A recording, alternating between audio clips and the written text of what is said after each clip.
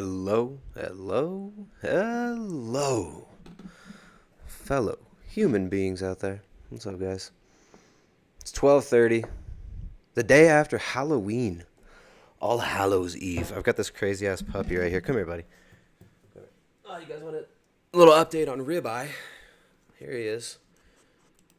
I keep trying to get him to go vegan. He refuses, and he just keeps growing. Look at him. He's so big. Ribeye. He was 4 pounds when we got him, and he's got to be about 30 pounds now. He's so freaking big. He's almost as big as Daisy. He's full grown. What's up, guys? The Limitless Channel says, thank you, brother, for you and your wife and family. God bless you and your family. Right on, the Limitless Channel. God bless you, man. What's up, guys? We got lots of people showing up today. Keep it clean in the chat. Keep it clean in the chat, guys. We're going to talk about saving the world today, guys. We've got exciting news. Really exciting news today. I don't know if you guys have heard, but billionaire philanthropists, these amazing people, are giving their lives to stop world hunger. Isn't that amazing? This guy, I don't know if you've heard of this guy by the name of Bill Gates. Bill Gates, of the Bill and Melinda Gates Foundation. Bill Gates has put billions of dollars into the so-called gene revolution, the spreading of genetically modified seeds to these third world countries where all these poor people had to grow heirloom variety seeds for thousands of years. He has actually saved them from having to grow their nutrient-dense foods and from eating their local animal fats and proteins. He's helped them out a lot by bringing them GMO corn, rice, and wheat. It's really, really cool. So this guy, well, not GMO wheat. The wheat's actually not GMO. For those of you who don't know, the wheat is not GMO, but it's still heavily sprayed with Roundup, with glyphosate. Bill Gates and Richard Branson vow to beat world hunger with synthetic meat. Bill Gates and Richard Branson have invested heavily in a firm which is attempting to grow synthetic meat in the lab in a bid to beat world hunger. It's amazing, you guys, to beat world hunger. I mean, just like, we brought freedom to Iraq. You guys remember that amazing times in the mid 2000s? We had this just incredible event called Operation Iraqi Freedom. We brought freedom to Iraq. We brought freedom to Afghanistan. We even brought freedom to Muammar Gaddafi. We brought freedom to Gaddafi in the form of a bayonet, sodomizing him on live television while our politicians laughed demonically and joked about it and how awesome it was. So they're going to be growing lab-grown meat now in the next step to save the planet. So today we're going to talk about this craziness here on the Eat Meat and Make Family stream. First things first, though, this Sunday, the next session of the Keto and Carnivore Collective is getting started. We just had our last Q&A session for the October Keto and Carnivore Collective. Lots of fun. Great group there. Lots of really good folks. It's cool because in the group coaching setting, we get to actually work. It becomes more intimate in a way, right? Now, with private consultations, people get like one Skype meeting per month, and that's enough for most people. But I really enjoy the group community coaching setting. We use a live Discord server. We do these live interactive voice chats where people get to jump in, ask questions. Really fun. So that is starting this. There we go. I've got the right graphic. Fantastic. We're starting on November 4th. The next Keto and Carnivore Collective, Sunday, November 4th. There's a link in the description down below. Good old cold water. Man, I just wish, I don't know. Like, water's pretty cool, but the thing is, I just don't know if it's nourishing enough. I feel like Bill Gates and Richard Branson, if they could just somehow come up with like a synthetic water, like made out of soy. I don't know. I mean, you could call it like upgraded water, something like that. I mean, a soy-based water would just be so much more sustainable, right? I mean, look how much water it wastes just me being alive. Oh, you know what happens right there when I exhale? This evil gas comes out of me. It's called carbon dioxide. That carbon dioxide is destroying the world, according to these philanthropists. And if we don't immediately give up all of our rights, all of our resources, and pay massive carbon taxes to these international banks who just love us and are trying to change the world and save the world, if we don't pay carbon taxes to these international banks, who knows what's going to happen, guys? The climate is changing. Climate is never supposed to change. Bill Gates blesses meat innovation. Wow, Bill Gates he blesses meat innovation. On a recent appearance on CNBC, Bill Gates, the almighty voice. Wow, he blesses. So the almighty voice of Bill Gates, all right, the almighty voice for futuristic tech and innovation, officially decreed his support for reinventing meat using plants and technology. He's going to grow meat using plants. That's amazing. Because for me to grow meat, it's so labor intensive, right? Like, I've got to let my cows roam around on my land, and they got to eat grass and drink water. I have to sit there and watch the cows graze. Every once in a while, I give them some salt, right? And when there's not very much pasture, I'll bring them these bags of locally raised organic corn husks, as well as a product made out of cane, out of sugar cane. So in the months when it's very, very dry, I've got to do a little bit of work giving them some food. But it's so amazing that Bill Gates is going to take away this heavy burden of all these poor people around the world, right? All the people in Ecuador who have goats, borregos, who've got sheep, who've got alpaca. It's so difficult for us because, well, we don't have the amazing capabilities of Bill Gates, right? I mean, the guy, he's a genius. He makes so much money, right? He's the king of mammon on the planet today. Isn't he on paper the second richest man in the world now? Behind Mr. What's his face? From Amazon. Bezos. Jeff Bezos. So, I mean, these guys are really doing us a favor. And according to these just totally unbiased media sources, Bill Gates is blessing meat innovation with his almighty voice for futuristic tech and innovation. As meat innovation continues its rise to mainstream. Meat innovation. So they're not going to call it soylent meat. They don't call it fake-ass meat.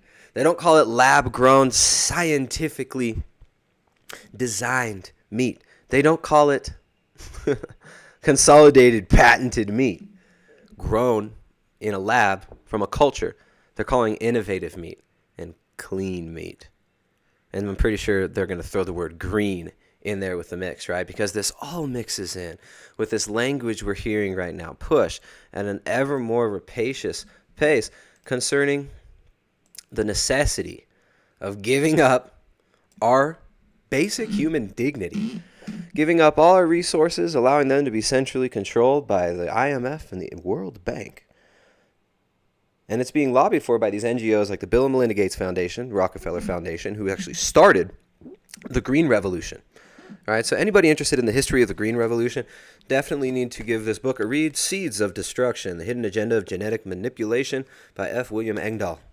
Really, really good book documenting the history of the Green Revolution, how it came about, how it was essentially these NGOs, the Rockefeller Foundation, the Carnegie Foundation, the Ford Foundation, who play these shell games, these international shell games with money ever since the breakup of the Standard Oil Trust over 100 years ago. It's been this nice little game of these NGOs investing in the future development of humanity.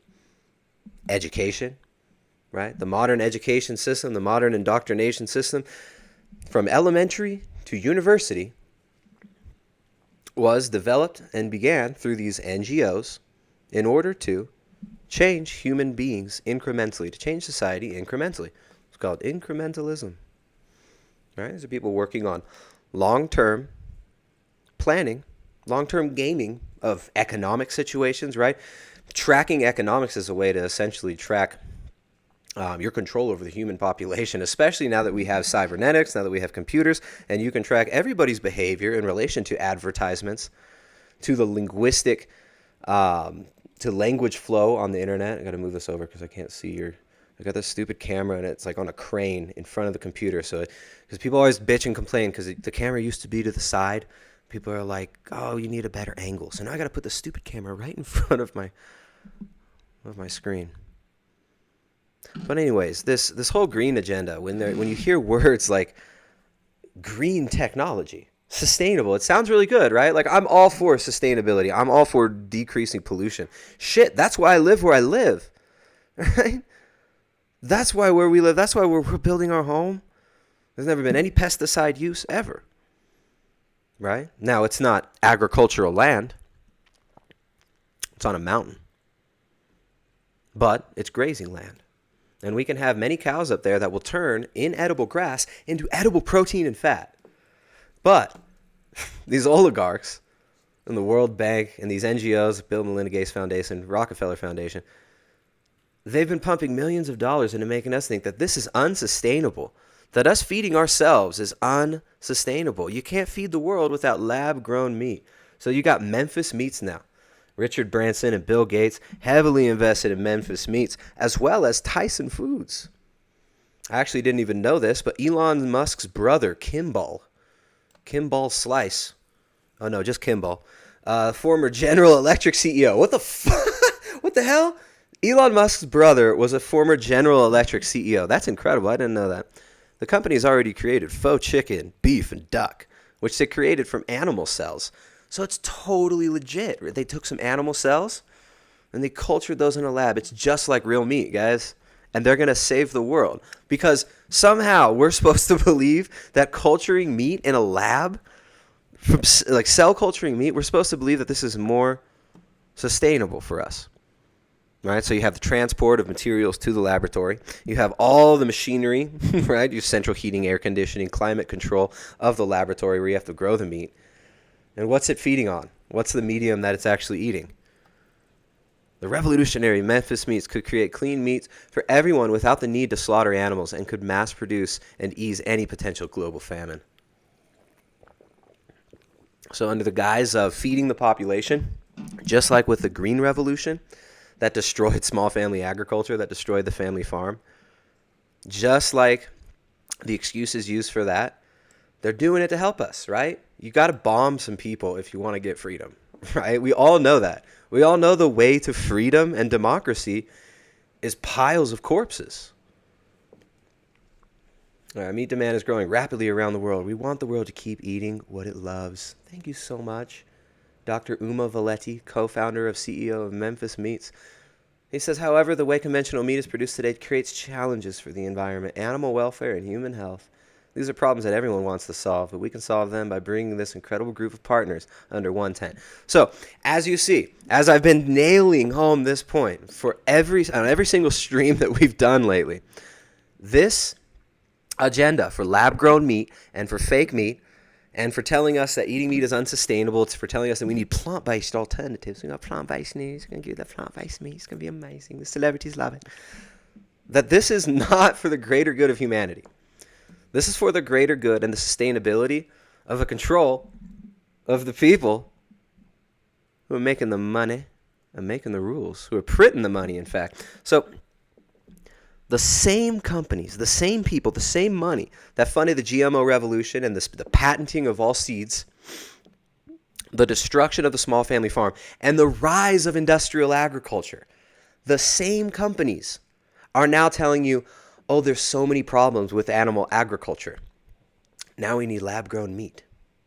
We've got to give you the lab-grown meat.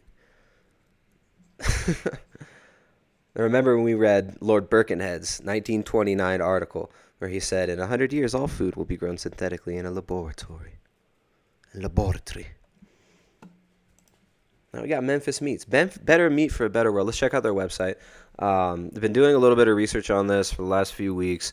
I haven't gone too much in depth, but we're going to weave an interesting little picture here. So we all remember that the Rockefeller Foundation started the Green Revolution and then the Gene Revolution, pushing genetically modified and so-called high-yield seeds on the third world, patenting the food supply, using loans and predatory lending through the IMF and World Bank. Because when you come into these countries and you start to try to get them on industrial agriculture, in these third world countries, they don't have the machinery. They don't have these massive machines to plow the fields. to process the grains, because they've been doing it in an heirloom way. They've been using their own heirloom seed varieties, and they don't have the chemical fertilizers. They don't have the pesticides. So what happened is hundreds of millions of dollars were spent, and this is all very well documented in Seeds of Destruction by F. William Engdahl. Hundreds of millions of dollars spent to spread the Green Revolution, and then after that, it was the Gene Revolution, which came out of Harvard. A lot of these intellectuals and scientists out of Harvard, as well as the Royal Society, were pushing for the genetically modified seeds. There was actually several incidents, including the one with the potato, the GMO potato, and some massive controversy concerning its assumed safety, right? Where there were studies done that showed that it was not safe, but the guy who actually published these studies was bastardized in the media immediately. In fact, the White House even got involved with this, with lambasting these people who dared to say that these GMO potatoes may not be a good idea. Right? So these things were jettisoned through by big corporations, intervention via the Royal Society. And now we're seeing the next phase of the implementation of this. So we talked about Lord Birkenhead's 1929 Cosmopolitan article, which I should pull up. Lord Birkenhead in 1929 wrote an article called "Save This for Your Children's Children's Children." Save this for your children's children's children. Let's see, where is this article?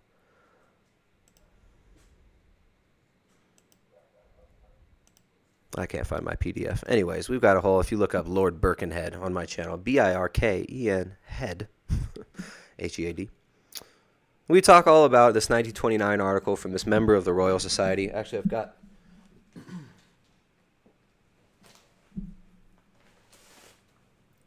a copy of his article printed right here. Here's the cover of Cosmo, February 1929. And of course, you see it's got the same old, degeneracy, spreading madness. This madness, says the book on the front of it. So same programming that you see today. Sexual degeneracy, promiscuity, the breakup of the family, all these good things. So there's Lord Birkenhead right there.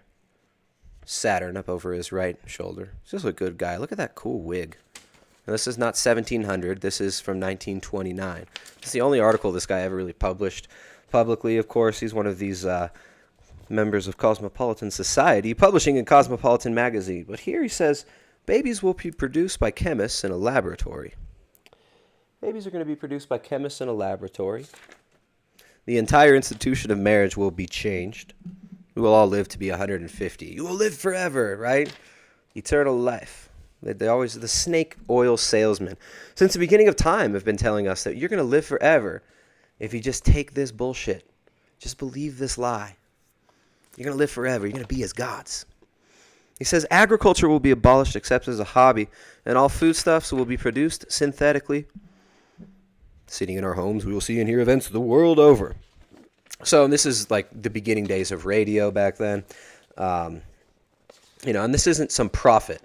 This isn't this like genius man who saw into the future or who he rubbed his crystal ball. This guy's not sitting there rubbing and jerking off a crystal ball and seeing the future. He was a member of high society. So he was in the same circles as guys like Huxley, of guys like Bertrand Russell, who wrote The Scientific Outlook, or Charles Galton Darwin, who wrote The Next Million Years. So I heard about this book, The Next Million Years. I heard about this book from a guy called Alan Watt. Not Alan Watts with an S, the New Age dork, basically repackaging Zen Buddhism in a bastardized form and selling it to stoned hippies in the 70s. Not that dork. Alan Watt, who's this other kind of dorky guy from Canada, who's been documenting these things for a long time. Alan Watt, because the big boys don't want you to know this. The Next Million Years. My buddy Jay Dyer, who I've had on the show many times, he's also done a deep, in-depth analysis on this book, which is really good, as well as The Scientific Outlook. Now, both of these books, very, very good for understanding the mentality, the worldview, the belief system of the people who are pushing this crap on us. So in The Scientific Outlook, Bertrand Russell, in this book called The Scientific Outlook. Highly recommend anybody interested in actual science read this, because anybody who's well-versed in philosophy and science will understand that this is a religious book, The Scientific Outlook. And he even admits it in many portions of this book. He even admits it openly in this book that he sees science as the new religion. It is easy to invent a metaphysic which will have as a consequence that induction is valid, and many men have done so, but they have not shown any reason to believe in their metaphysic except that it was pleasant. It must be admitted that in theory, induction remains an unsolved problem of logic. As this doubt, however, affects practically the whole of our knowledge, we may pass it by. So basically, it's like, yeah, there are metaphysical assumptions and claims in our worldview in which we claim that there are no metaphysics, but it doesn't matter. Just for all practicality's sake, it doesn't matter if we have a self-refuting worldview. So, inferences to what is not experienced, as we observed above, what is actually experienced is much less than one would naturally suppose. So very, very interesting book, talking about the philosophy of the 20th century elite. Now, this is a really, really, you can find this book pretty cheap, a Scientific Outlook. Bertrand Russell, people believe that this man is like this great genius, right? They call him the greatest logician of the 20th century. He's a genocidal maniac. He basically muses in both of the books of his that I've read, muses about how can we destroy humanity's sovereignty, or not sovereignty, but how can we destroy humanity in general, reduce the population. That's it, Steely J, yeah, that Alan Watt. He calls it the Cutting Through the Matrix podcast. I'm here, the winds are blowing, it's colder than it's ever been outside. I can't do a very good Alan Watt. You just the big boys. You know what they want you to know. He does do a good job. And he's been doing it since like 2007. So, yeah, I first read this book The Next Million Years back then. But Jay Dyer does a really good breakdown of both The Scientific Outlook by Bertrand Russell as well as The Next Million Years. So, here in The Scientific Outlook, speaking of the metaphysics, he's got this entire chapter called Scientific Metaphysics, in which it's basically apologetics for materialism. And it's totally self-refuting. So I'll read just a quick passage from this for the philosophy nerds and the people that like to think about thinking and people who like to go a little bit deeper, which we got a lot of real intelligent people in the audience here. Not that I should undervalue science as a metaphysic, but the value of science as metaphysic belongs in another sphere. It belongs with religion and art and love, with the pursuit of the beatific vision, with the Promethean madness that leads the greatest men to strive to become gods. Perhaps the only value of human life, the only ultimate value of human life is to be found in this Promethean madness. But this is a value that is religious, not political, or even moral. It is this quasi-religious aspect of the value of science which appears to be succumbing to the assaults of skepticism. Those damn skeptics are pointing out our metaphysical assumptions. Until quite recently, men of science have felt themselves the high priests of a noble cult, namely the cult of truth, which he can't even define truth, or say where truth comes from. It's just induction. We just know it. It's common sense. Not truth as the religious sects understand it, i.e., as the battleground of a collection of dogmatists, but truth as a quest, a vision faintly appearing and again vanishing, a hoped-for sun to meet the Heraclitean fire in the soul. So it's like all this religious imagery and flowery poetic language to basically say fucking nothing, to basically say fuck all. He says nothing. Conjuring up Prometheus, right? The Heraclitean fire in the soul, which he says there is no soul. But then he conjures it up to say why science is amazing. It's a really funny propaganda book. I don't know if he believes some of the things he's writing in here. Seems like he does.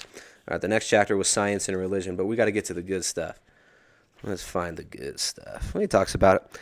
One of the scientific possibilities of the future, which may have great importance, is the control of climate by artificial means. Talks about controlling the climate, just like Lord Birkenhead in 1929 said, we're going to control the climate. And remember, you could, yeah, thank you. Carnivore Life knows. Alan Watt is not Alan Watts. Alan Watt, W-A-T-T, is a researcher who's actually done a pretty good job with his podcast over the years. Since like 2007, I've been hearing him. Alan Watts with an S is this like gay boomer guy who was marketing Zen Buddhism to stoned hippies, right? Let's find it. So later on in the Technique and Biology chapter from the Scientific Outlook, talks about diet. The importance of animals in human life has greatly diminished since the Industrial Revolution. In the modern world, animals play a very small part as a source of power, and in particular have become quite subordinate as a means of transport. They are still used for food and clothing, but in regard to these, also they will soon be largely superseded. The silkworm is threatened by artificial silk. Real leather will soon be regarded as a luxury for the rich. As yet, wool is still used to make warm clothes, but it is likely that synthetic products will replace it before long. As for meat, it is not a necessary article of diet, and if population continues to increase, we may assume that synthetic beefsteaks will be served everywhere except at the table of millionaires. The cod may survive somewhat longer than the ox, for the sake of the vitamins in cod liver oil, but already vitamin D can be generated in the human body by means of artificial sunlight, so that even the cod may not remain necessary very long. Animals have been good friends to man throughout his adolescence, after being dangerous enemies in his infancy. But now that man is becoming adult, the part played by animals in relation to man is ending, and their future will be mainly confined to zoos. One cannot help regretting this, but it is a part of the new ruthlessness of man intoxicated by his scientific power.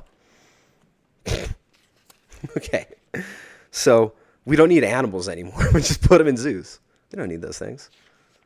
So again, Bertrand Russell, The Scientific Outlook. People think that this guy is this genius. If you read the whole first half of this guy's book, it's just total self-contradictory, incoherent gobbledygook. Somebody just threw me a link. They said, we got a fun link here for you. Let's see what this link is. Lose weight fast, eating sugar. Okay, no thanks. We're talking about real things here. Okay, it is said to already be possible to manufacture from the air products which can be eaten and digested, though there are two objections to them, namely, that they are nauseous and expensive. Both of these objections may in time be overcome. The problem of producing synthetic food is purely chemical, and there is no reason to regard it as insoluble. No doubt natural foods will taste better, and rich men at weddings and feasts will provide real peas and beans, which will be mentioned by the newspapers with awe. But the main food will be manufactured in vast chemical factories. Men will acquire power to alter themselves and will inevitably use this power. What they will make of the species, I do not venture to predict. So just more of this genocidal, maniacal talk. But, you know, I mean, this is almost 100 years ago. This book first published in 1931? No. He was a Lord Russell. Lord Russell, he was rewarded by the Royal Society, by the Queen. So, all right, yeah, copyright 1931. So before World War II, he wrote this. It's essentially just about how we need to create this huge society. He praises the Soviet Union, or says it's an interesting experiment. Maybe all the dead people was like kind of shitty, but oh well, there's overpopulation. And the main problem he talks about in this book, overpopulation. Far before, I mean, the population has more than doubled since these people were making these predictions. The population, how many times has the population, or by what magnitude has the population increased since Malthus first put out his theories? Right? How much has the population increased since Malthus was saying, we're not going to be able to feed the population. We're going to outrun our ability to feed the population, and people are going to die. They're going to be eating themselves in the streets, rotting corpses everywhere. Right? These people have been chicken littling the shit out of society with their propaganda. These people who own the publishing companies, who own big tech now, have been propagandizing you and feeling guilty about being human and accepting this bullshit for generations. So when we talked to Jay Dyer the other day, shout out to Jay Dyer's channel, one of the best channels out there. Huge influence, in fact, on many of the metaphysical arguments that I often use here. So yeah, Jay Dyer's channel. Got to check that out, you guys. We talked to him the other day. But these people have been propagandizing this with us for a long time. They've been propagandizing this program of accepting a new authority, right? A new intermediary, a new God. And that new God is going to be an AI. That new God is going to be centralized control grid AI. An impersonal God. A God made by man. Made by the hands of man. So, overpopulation has been the scare tactic that's been used to try and herd us into these new smart cities, to corral us into new demographics, to purchase these plant-based products, to purchase these ridiculous patented seeds. Because it's good for the environment, it's good for the planet. Every time a baby's born, Gaia cries, they say.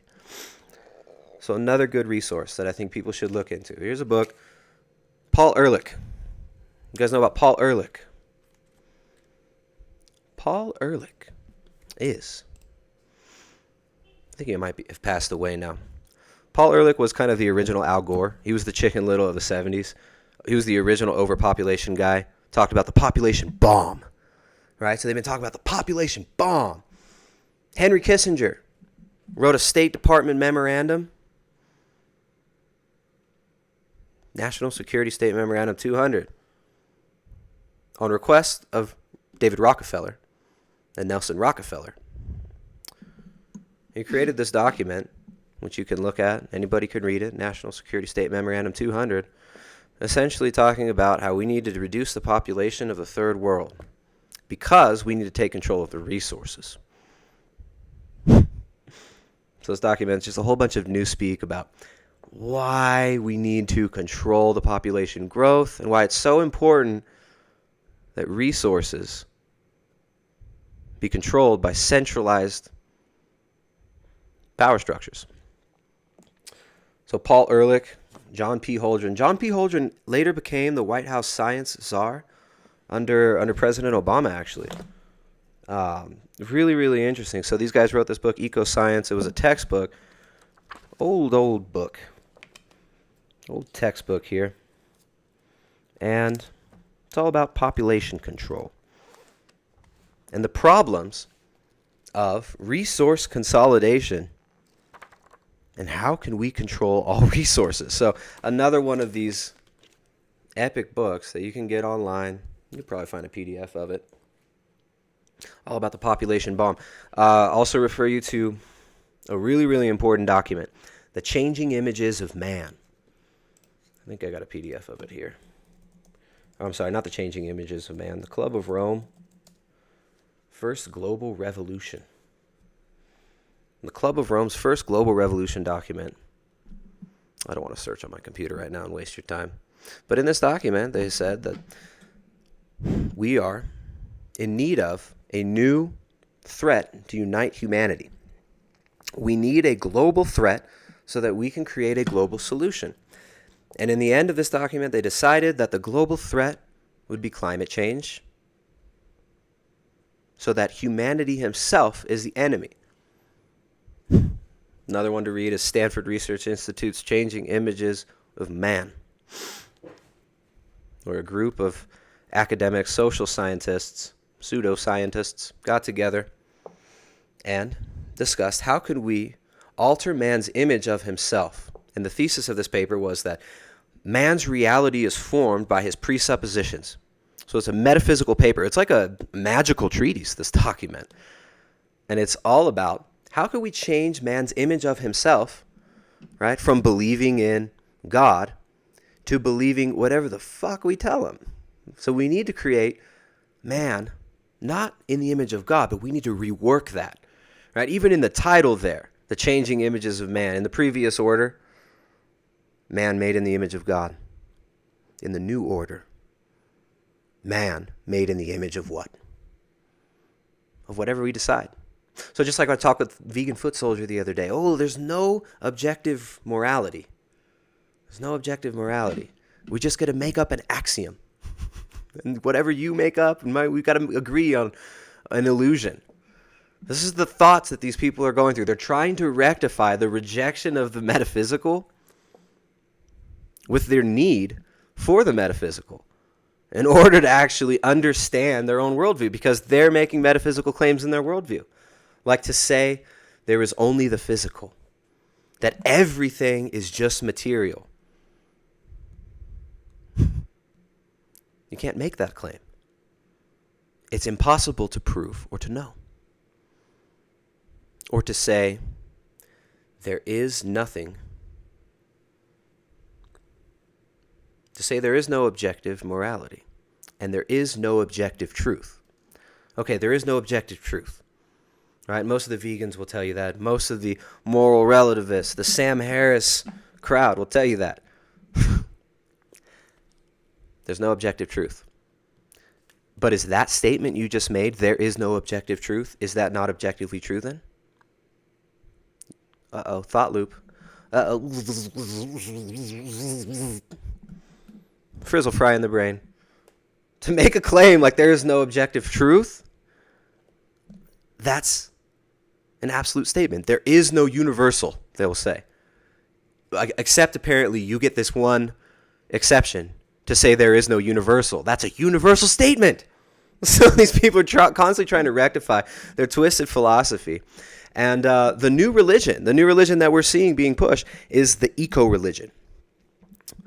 So you got to check out the Changing Images of Man document. I've got a printed out copy of it somewhere. Let me see if I could find it for you.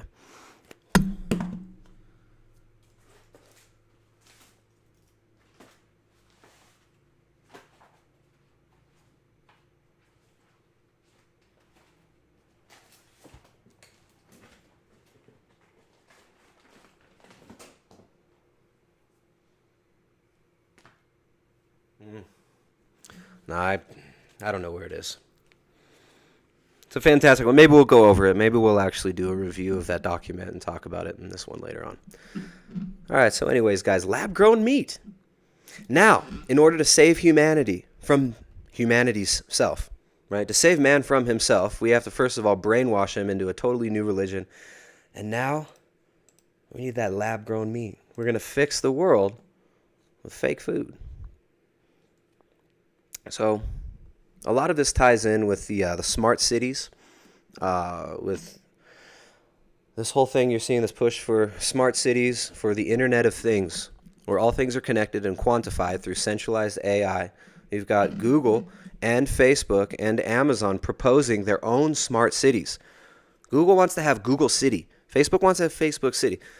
The future of humanity is going to be... Not going to be. It's not going to be for very long. It's not going to stick. But the plan is to centralize control under these global corporations, which are already functioning as like supra-sovereign nations, right? They're above nations. The new world will be privatized. It will also look socialist to many. Well, how do we reconcile the two, right? You have the fake left and the fake right. All these people who are, you got the people marching in the street for socialism. We want equality. We want equal income. All these people in the cities. Well, at the same time, you've got like the fake libertarian crew who, look, I used to be really into the libertarian thing. Hear me out here. What people don't realize is these are two wings of the same bird. Even Marx said that monopoly capitalism is the vehicle through which a world communist state will emerge. H.G. Wells said the same thing. He said, all these socialists are really dumb by opposing monopoly capitalism. How do you think we're going to get the global governance society? It happens through monopoly capitalism. Right? So monopoly capitalism is the vehicle that ends up leading to taking over the state, right? So the monopolies control the economy in the free market, right? Just like Standard Oil. And then those companies take over the governments. And this is what we've seen. So how can corporatism and communism be the same? Why does the Fortune 100 fund communism? Why are the people from the Council on Foreign Relations, supposedly like neocon types, funding communism? Why did David Rockefeller set up the first bank in China? Well, that's because It's one and the same. The funding, the ideals, the ideology comes from the same place. Ah. Well, we might have a former vegan interview today at the end of this.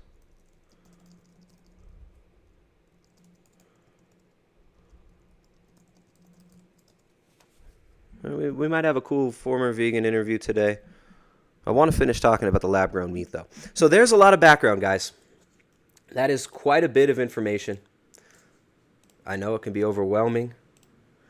I know it can seem contradictory to what you may have been told about the progress that's being made, right? I mean, just like the assumptions made in the scientific outlook, Bertrand Russell, who somehow, in his worldview, right? I'm not legitimizing his worldview. I'm saying in his worldview, man is an automaton. He has no soul.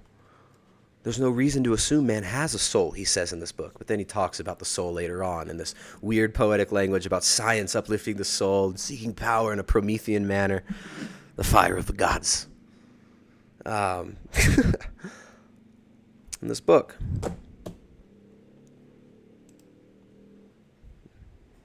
I forget where I was going there with Bertrand Russell. But the contradictory ideology that drives these people is very, very telling. So we've got lab-grown meat now. Memphis Meats. So let's look at who's investing in Memphis Meats. We've got the investors here. Tyson New Ventures. Lead investor? Yes. So you got Tyson New Ventures. You guys know about Tyson Foods? Tyson Foods. Huge, huge company. Virgin Group. So that's Richard Branson right there investing. DFJ. It's another interesting group. We got Susie Welch. Where are the other top investors? All right, let's see. So DFJ, venture capitalist firm that focuses on seed, venture, and growth stage investments in enterprise, consumer, and disruptive technologies. Oh, so disruptive. Disruptive to what, man? This is right in line with what people have been writing about for 100 years now. So what else does DFJ invest in? Let's see. Let's see what they're invested in. Verge Genomics, semiconductors, right? So big tech, Silicon Valley investment firm, DFJ. Susie Welch is an influential columnist. Look at that beautiful plastic face on that NPC right there. What else is she invested in? All right, so she's a minor investor. Tom Chi, another Silicon Valley, Bay Area guy. Oh, he's so futuristic, dude. Dude, you look so transhumanist. That's so awesome. So tranny-human. Tranny-humanism. Personal investments. Memphis Meats. Kingo. Solar energy. Sounds nice though, right? Solar energy. Get Mosaic. So solar companies. And then Memphis Meats. So you got a lot of people, venture capitalists, who are looking at this as the future. Why are they looking at this in the future? Well, because Tyson New Ventures, Bill Gates, and Richard Branson are investing in this stuff. The farcical battle over what to call lab-grown meat. And this comes to one of the major points of today. And this is going to be decided really soon. Will lab-grown meat have to be labeled? Right? So how many consumers out there are still pissed off that they don't get to know if their food is GMO or not? That it's actually illegal. Right? Or actually, no, it's not illegal, but it's... We've tried so many times as consumers from the ground up to get these GMO foods labeled. But through industry, through the whole revolving door of Monsanto, Bayer Pharmaceutical, which have combined into one, running the FDA, USDA, etc.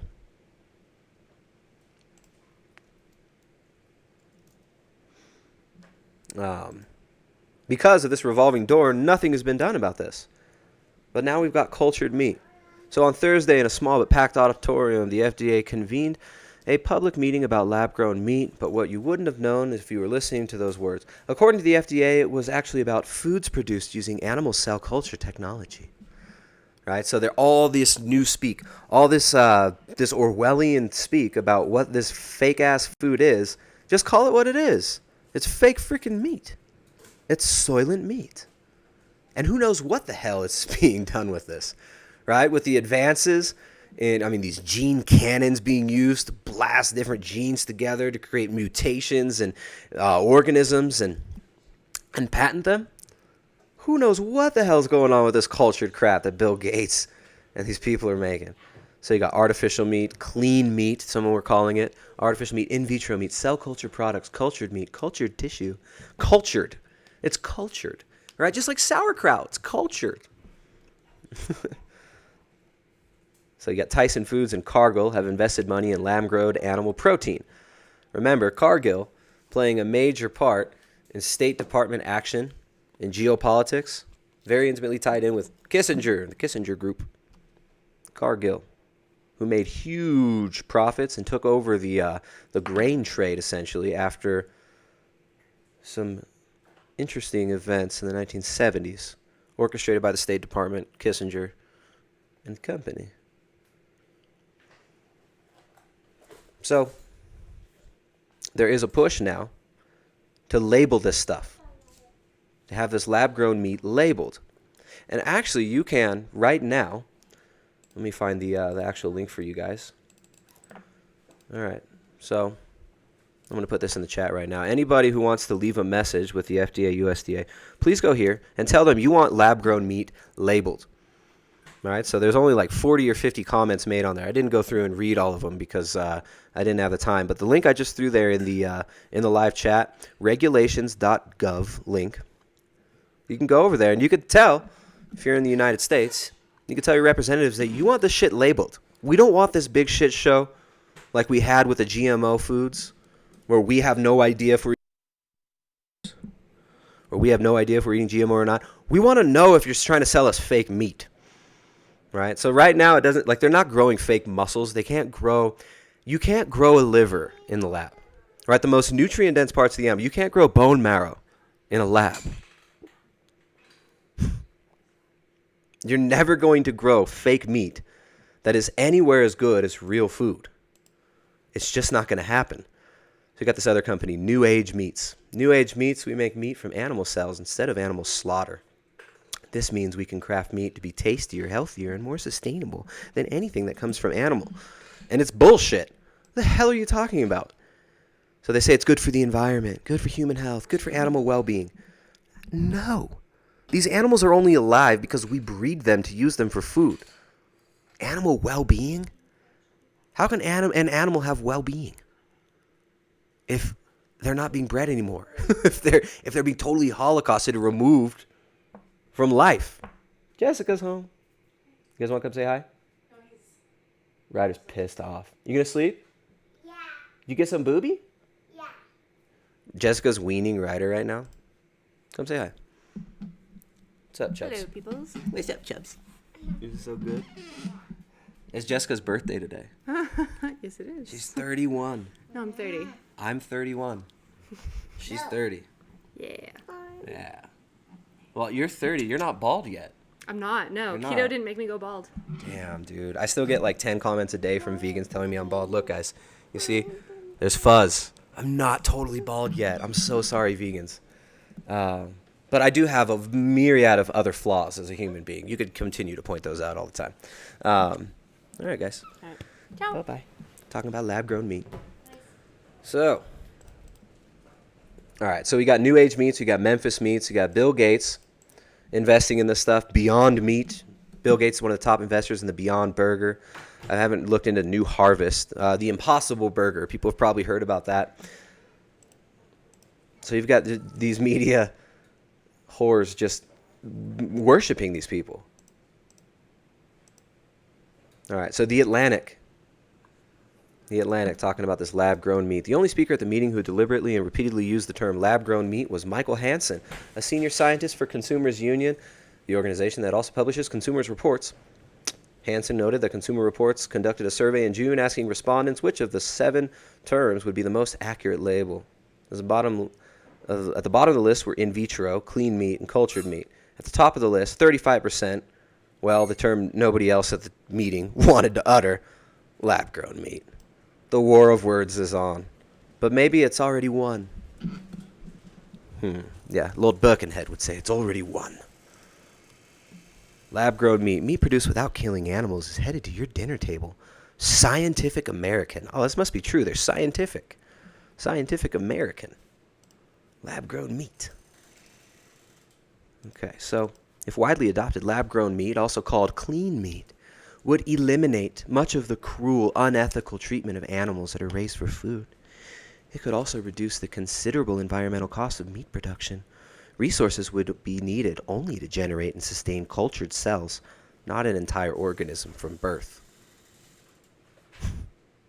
And people will accept this. Vegans will openly call for this. Oh, this is ethical. This is good. It's cultured meat.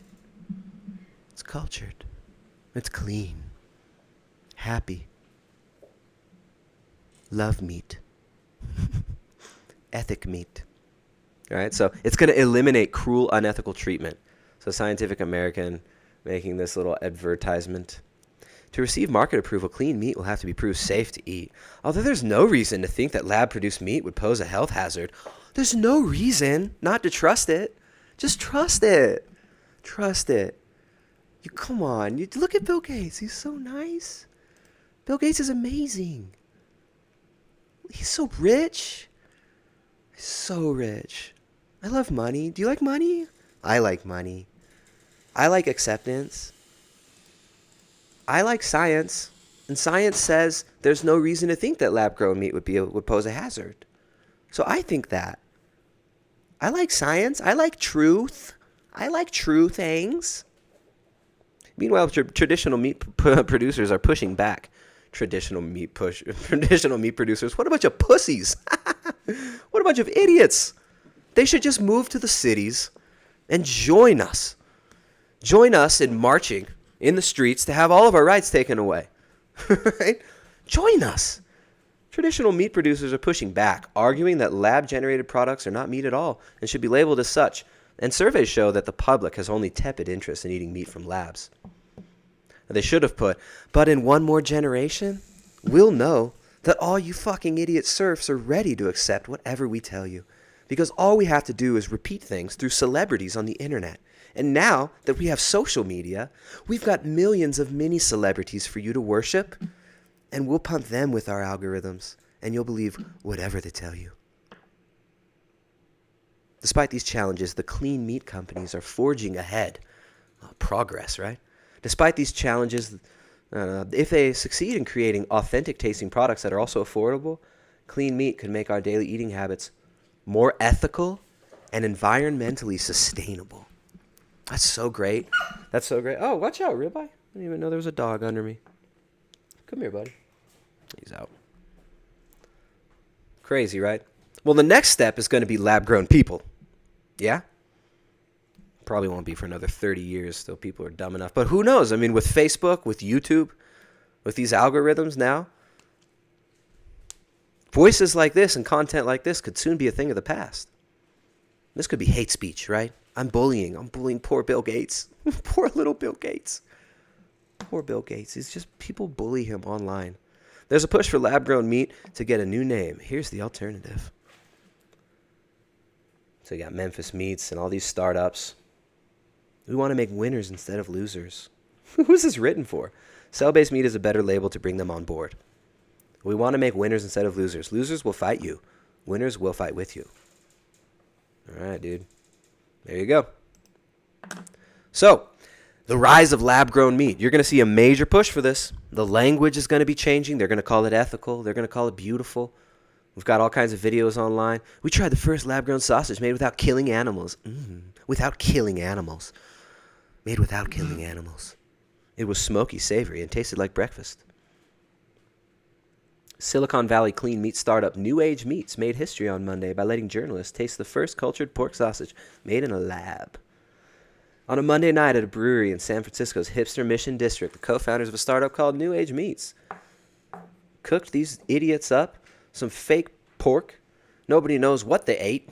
Who knows what the fuck they put in their body there? But we know it's ethical. Because the TV tells me so.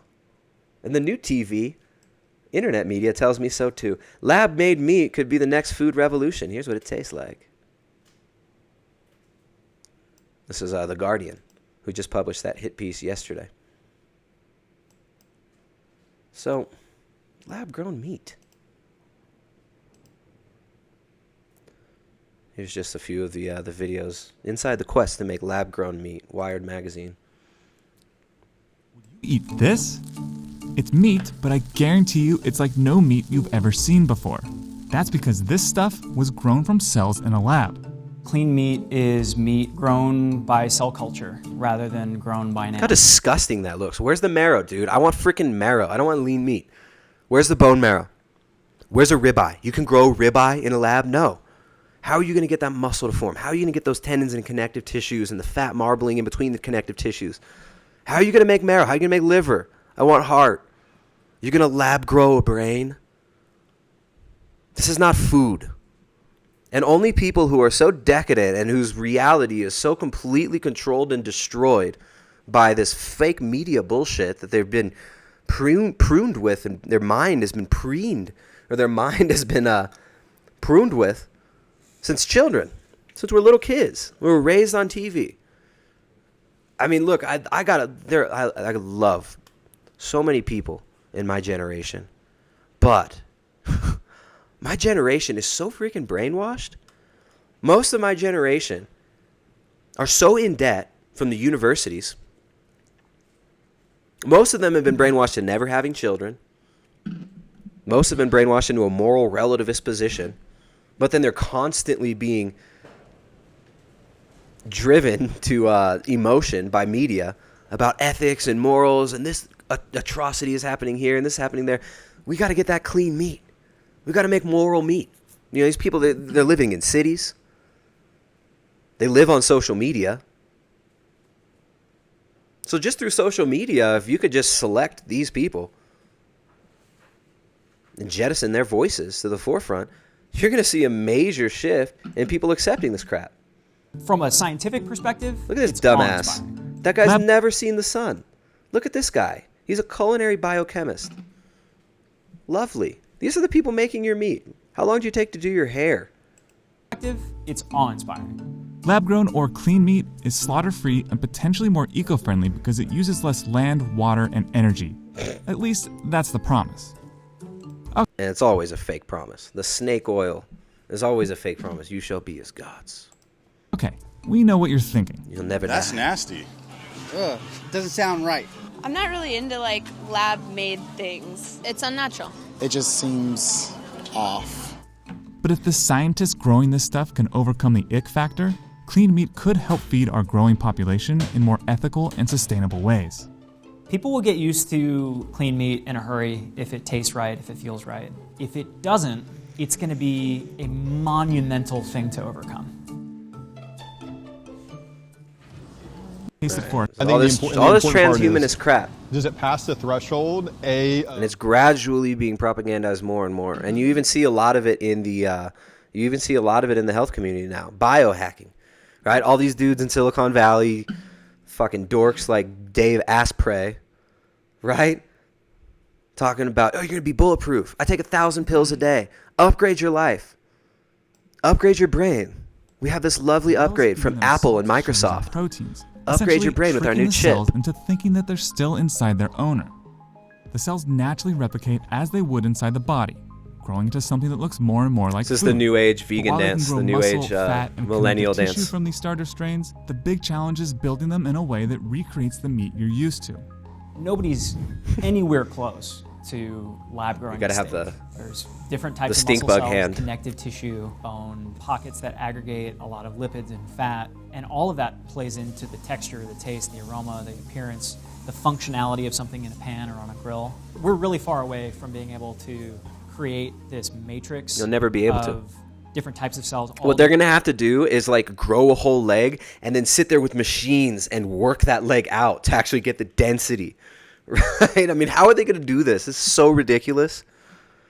Oh, it's ethical because we take cells from the animal and we grow it, but it's not ethical to kill an animal. Why is it not ethical to eat an animal? Especially in this modernist worldview where there's no objective morality. Right? They get to just tell you whatever they want and you'll fucking believe it because people are so brainwashed. This is why I think we need to stop watching the television. We need to stop taking these hipster dorks at Vice and fucking Wired, all these basically propaganda outlets for the oligarchs. We need to stop taking them seriously. And we need to get sustainable making our own food, right? We need more millennials moving into rural areas and actually producing food and being involved in animal husbandry. We got to eat meat, make families. See that? Eat meat, make families. We got the shirts available on our website too. If you guys want to eat meat, make family, we got hoodies and t-shirts too. Pretty rad. Trigger your local vegans and anti-natalists with a Eat Meat, Make Families t-shirt. Which is why you end up with Look something how that looks disgusting more that sloppy looks. Joe than sirloin. We don't want it to taste remarkable. We just want it to taste like meat. So if we're making chorizo, Yeah, real good meat does taste remarkable.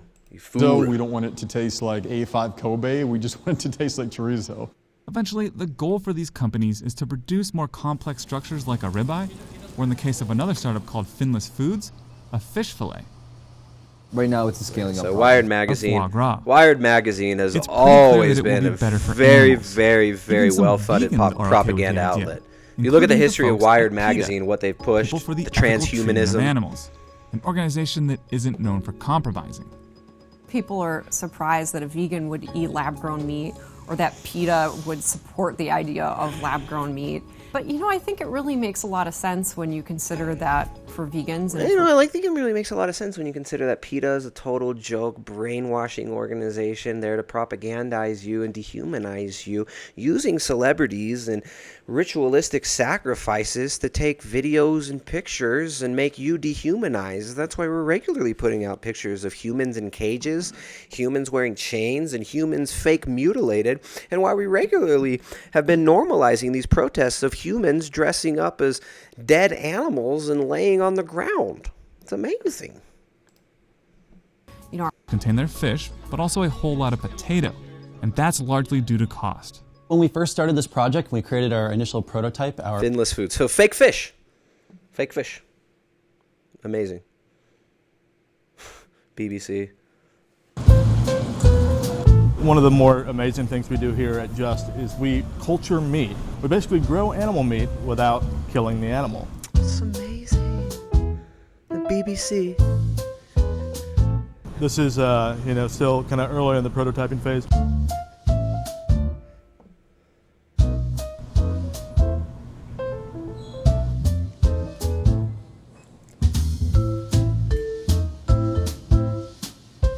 This is chicken grown right here. We're gonna dip it in the sauce. Take a bite. I want to take a bite. Oh, it's just amazing. It's really tasty. It's incredible. It tastes like chicken. It tastes like chicken. Why they have a so now I guess on BBC they have American BBC uses American correspondents and American journalists, and then in the US it's like all British, right? Like all the fake comedy shows are like British dudes now, and I guess in the BBC they use Americans. Gotta get that diversity. BuzzFeed last year. It doesn't have a face. If it never had a face, would you eat it?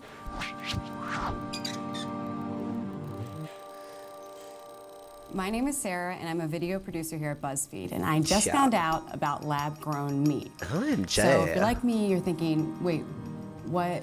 Wait, is what? that? What is it called? If you're like me, you're thinking like, what? Like, OMG. Like, what? Like, Is it like real meat?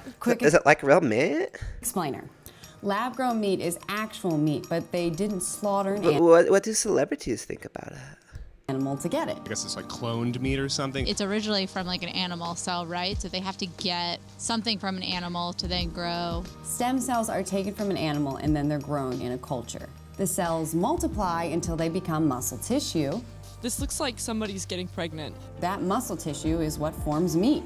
Some of this sounds very cool in sci-fi, It's not right? meat. But It's what not are the meat. benefits of It's lab-grown shit. According to the UN, meat consumption is expected to rise as much as 73% by 2050. We know these facts are have, like, true. a huge Anything the UN says global is true. food problem, and so if it helps. We have like a huge global food problem. Look at my $10,000 worth of electrical equipment behind me.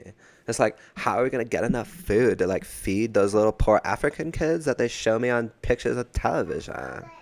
So, like, we have a global food problem. Like, there's not enough food for all these people.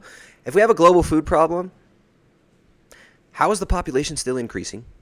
If we have a global food problem, why is like 50% of the food in the United States thrown away and never eaten? There's no global food problem. There's a perceived global food problem. And the perception of these global problems is what allows NGOs, multinational corporations, and governments and supra-governmental organizations like the UN to pose you global solutions. So there's a global food problem. Well, what are we going to do? We got to consolidate the global food supply, right? Awesome. Growing meat in labs could reduce greenhouse gases by 96% compared to traditional livestock farms. Are all the benefits from lab-grown meat enough to convince a vegetarian or vegan to try it? I was raised without any red meat or pork, so I think it would make me pretty sick. My stomach would immediately reject it, and I would just vomit. So probably not. She's talking about the sun. If she saw the sun, her body would immediately reject it and she would vomit. Don't want to eat meat anyway. Look at all these people's eyes, dude. Whether it's like from an animal or grown in a lab. I don't think Dude, they just walked around the BuzzFeed office and asked these little hipster millennial dorks, these like 18 to 29-year-old sterile single lesbian chicks. They pretend like this is like general consensus. I stopped eating meat because of the cruelty. I miss chicken, I miss cheese, I miss all of these things. My stomach can't tolerate it anymore. I think it's taking something from them that we don't need to take away. And like, why do we need to take a animal cell to then grow a burger if we have so many plant-based options? For a lot of vegetarians and vegans, it doesn't matter, it's lab-grown meat. They're not interested in meat, period. But for the meat eaters, there are also some concerns. I would probably try lab-grown meat. It's a little bit weird. I would try it once, because I think I would try everything once. I guess it's no weirder than eating like an actual animal. Look, you cook it, I'll eat it. The fact that we eat animals is Just like a little normal. weird. Like, come on. So they, everybody they interviewed's like, yeah, I'm down. It's like, sounds kind of gross, but I'd do it. It's like, do other cool people do it? Like, give me likes? Because they're just like, Just they're not that like- different from people. Why do I eat meat? That it was grown in a lab, I would still eat it. I have no standards when it comes to food. I would be down. No standards when it comes to anything. I really have no standards with anything because I was raised in the public school system. So I believe that everything is moral relativism and that there are no genders except men are bad and white people suck. And I fucking hate them, but I'm super tolerant. Comes to food. I would be down as long as they can prove it's not a carcinogen. As long as like 30 years from now people aren't growing arms out of their heads or something. It depends on how expensive it is. I wouldn't pay more money to eat food that was grown in a lab just because it didn't kill any animals. Has cost. And flavor with the browning, and I know there's no fat in it. Look how gross it looks. There's no I didn't fat. really know how juicy it will be. Lab-grown meat. Juicy. It's not that. If I walked up to you with a hamburger that was made out of lab-grown meat, would you try it? I smack you with it. Would you try it? No. What do you guys think? You guys want that lab-grown meat? You guys want to eat that lab-grown meat? Does it sound good? Does it sound good? I don't know.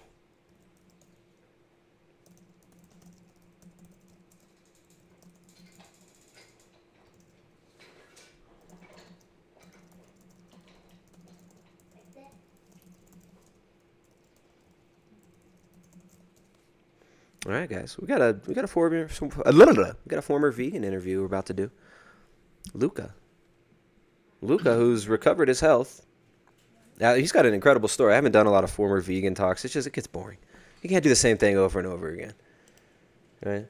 But yeah, so more lab-grown meat stuff. We got the weekly a month ago. In the next few years, you could be eating meat grown in a lab. It's made using animal. Do you see how they all? In the next few years, you could be eating meat grown in a lab. And it's just making it seem more and more inevitable. And within just a few more, within like 2 more years of pumping this propaganda out, my dumbass generation is gonna be down for it, right? All these kids in Silicon Valley, they're gonna be down for it. It looks, smells and tastes like meat. It could be better for the environment, but it may pose a threat to our meat industry. Our investigative reporter, Charlie Pickering, investigates. I'm Charlie Pickering. What's with the fake laugh? These are my jackets, and this is Primetime Journal.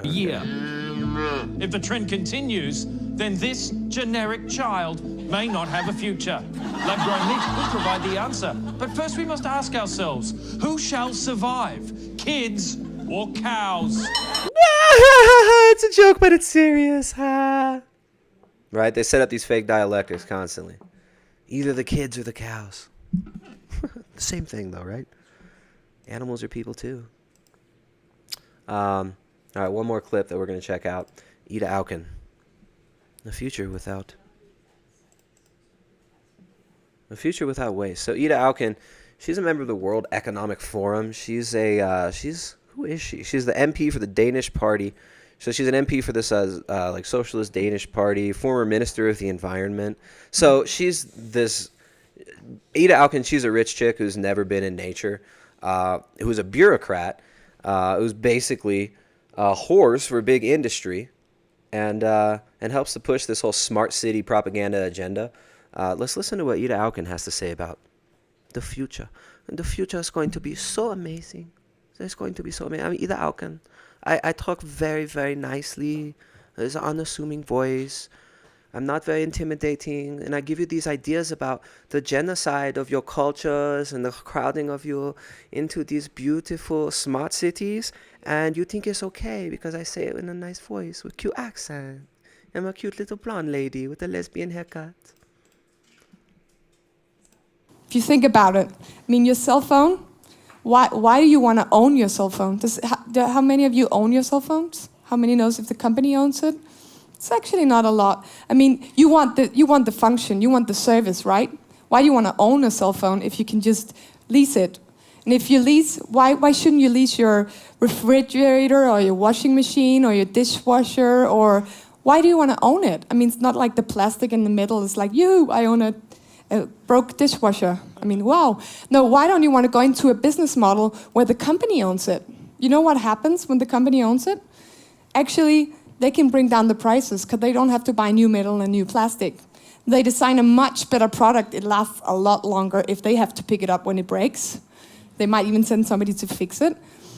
And in the end, they will do a better product, and you will get a lower price. You don't have to own anything. That's all the math is done on this, and it's McKinsey. So if somebody thinks I'm like a green freak talking about stuff, this is actually calculated by McKinsey that it's much cheaper to lease a washing machine if you get the business model right, because you don't have to own all of this.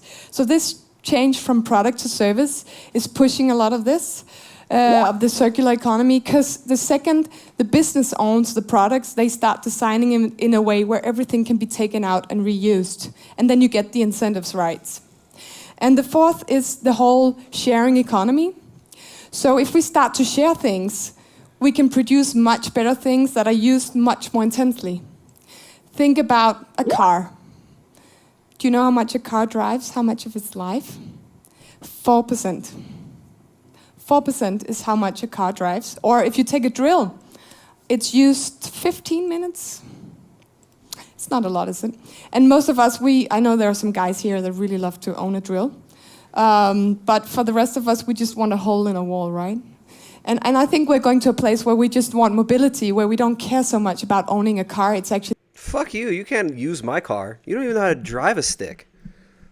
You will not touch my car. I can barely drive my car without breaking it. You don't need to own anything. Just like we share everything. We share everything. Amazon just deliver my food to my door. It would be amazing. It would be amazing. All the normies will be so happy with this. Trouble if you just come to driverless car and pick me up and I can drive around and this car will be driving all the time. So I think we are moving to this, and also because of information technology, it's now possible to share things in a much more intelligent way, where we don't feel all the time that this is something that we cannot trust, or something that is a little bit dirty, or something that, I mean, car share for a long time was a problem because people left stuff in the cars and was a little bit disgusting.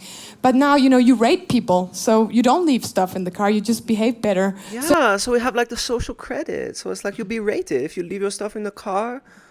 You lose social credits, and this is amazing. We're already doing this in China, where you can be rated for having the wrong opinions. You know, it's just amazing. In the future, in the smart cities, everybody will have social credits. If you eat too much meat, maybe you eat more meat than you're given on your ration for your birthday, you eat more lab-grown meat than you're supposed to eat, you lose social credits, and you just won't be able to move around for a few days. It'd be amazing. Like that, there's this beautiful movie called Minority Report. It was based on Philip K. Dick novel. It would just be so nice. Technology has made it much more easy to share things, and much more easy to distribute. And I think the second we get driverless cars, and we know they are there, and they're on the street, why should it be standing still 96% of the time? It will start driving. And when the car has such a high value, because it's driving all the time, of course you design it in a way that everything can be taken out. I know Apple are looking at their phones now to see if they can get out all the rare earth materials, the gold, the silver, everything. Because if you take a pile of electronic waste, it has more gold in it than a gold mine does. So we're just losing it at the moment. So the second we start to use things much more intensely, and we will do that with the sharing economy, I think this will also push the idea that we will have no more waste. So I hope that I have convinced you, because now I'm moving to my fourth point. Who? It's you guys. You're the ones that are going to make this happen. You guys will make this happen. So there's another speech at this, the Dubai 2016, Building Cities for the Future, where they talk about how, you know, it's going to be so great, it's so awesome that we're doing this. The only thing that kind of sucks is, you know, there's going to be these people who don't really want to go along with it, and they're all going to have to die off. And that kind of sucks. Like all these rural people, they're going to have to give in to the automated cars, and they're going to have to give up their freedom of movement and their freedoms because we need this. She talks about how meat's going to have to be rationed. This Welcome to 2030 article, you know, it just talks about this wonderful future. You don't even have to shop. AI and robots just give you everything. They live different kinds of lives outside of the city. My biggest concern is all the people who do not live in our city. Those we lost along the way, those who decided it became too much, all this technology, those who felt obsolete and useless. They live different kinds of lives outside the city. Some have formed little self-supplying communities. Others just stayed in the empty and abandoned houses in small 19th century villages. Once in a while I get annoyed about the fact that I have no real privacy, nowhere I can go to not be registered. I know that somewhere everything I do, dream, and think is recorded. I just hope nobody will use it against me. But we're gonna fix all these problems. We're gonna fix climate change with this. What do you guys think? What do you guys think about all this? I'm gonna take a little break here. I'm gonna go to the bathroom, get some water, and then next segment we're doing a former vegan interview. So I've got a pretty amazing. Check this out. Just as a preview. Former vegan interview. As a vegan, here's his before and after. Fruitarian to carnivore, getting his life back. Gained 30 kilos in 30 days. Right? So, this is going to be an interesting talk. We're going to talk to Luca in just a moment. But first, I'm going to go to the bathroom. I'm going to get some water. And I'll leave you guys with this really, really enlightening, amazing song. You guys can listen to this. Where is it? All right, I'll be right back, guys.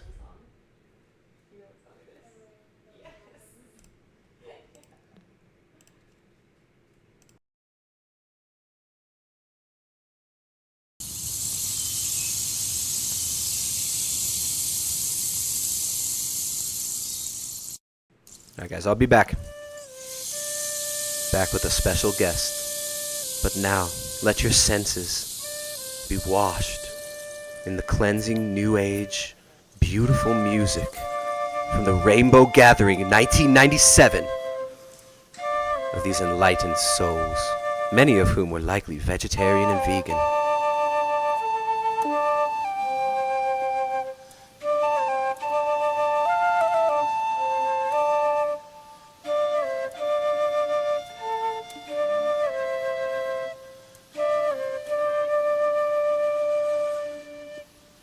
There's a rainbow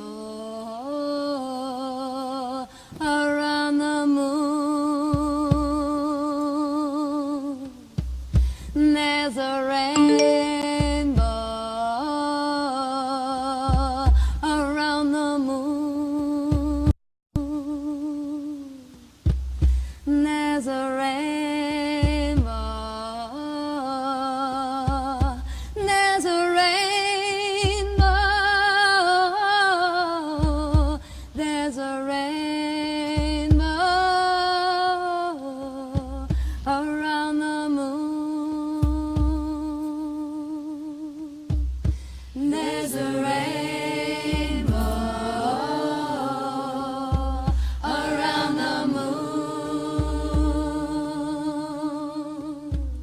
There's a rainbow around the moon. There's a rainbow. There's a rainbow. There's a rainbow around the moon.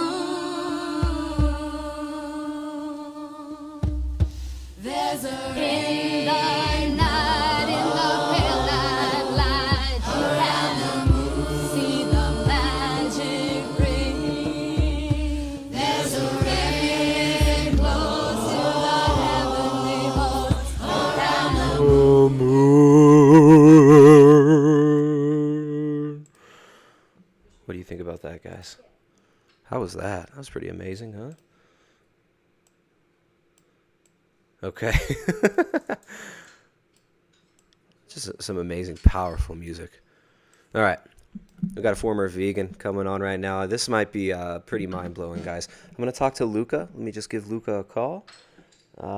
First, let me make sure my Skype settings are right.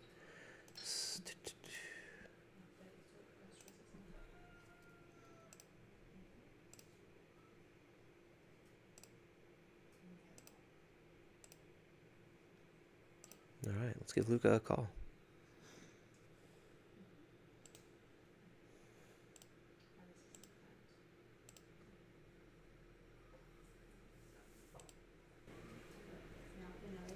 Hey, Luca, can you hear me? Hey there. Yeah. Can you hear me, Luca?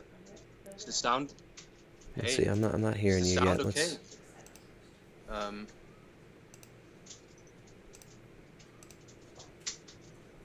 Well, Hey, Luca, can can you actually see me? Is my camera working? I can't see you, but I can hear you now. All right, right. Wait. Where can I turn it on? The problem is I gotta use my iPad because my mom wanted to see the tennis match on TV. So Yeah, there's a she camera on the needed iPad though, right? yeah, there should be one. Okay, there you go. You're coming. Yeah, it should be on now. Now you're Is on. the picture okay like that? Yeah, Is man, that- you're good. Pull the hook back so people can actually see me. We're online yet. We are good. We're live right now, man. Here, let me see. Let me see if. Wow. Yeah, we're live. All right, there we go. Perfect. Right. What's up, brother? How you yeah. doing, man? Hmm? How you doing today? Yeah, actually good physically, mentally, like some crap going on, but it's private stuff, so I think not worth mentioning, not very interesting, but So yeah. That was one of the craziest before and after pictures, like 30-day transformation pictures that I have ever seen. I mean, I'm just completely amazed by this photo here.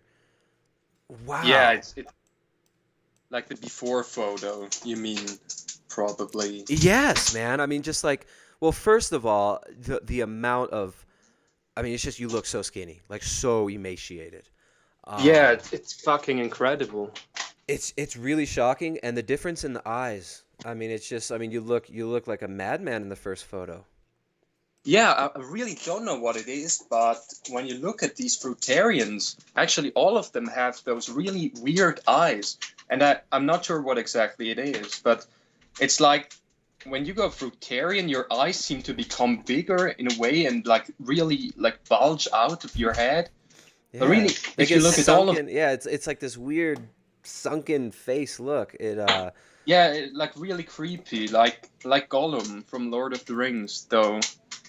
Though he's probably on a pretty good diet, eating raw fish. Well, how'd you get into fruitarianism, man? How'd that happen? Yeah, that was actually a pretty crazy story, a pretty long story. So shall I just start at the beginning, or absolutely make it a short version? Yeah, let's start at the beginning, man. How did it start? Yeah, basically everything started 2 years ago when I got into health because of my acne.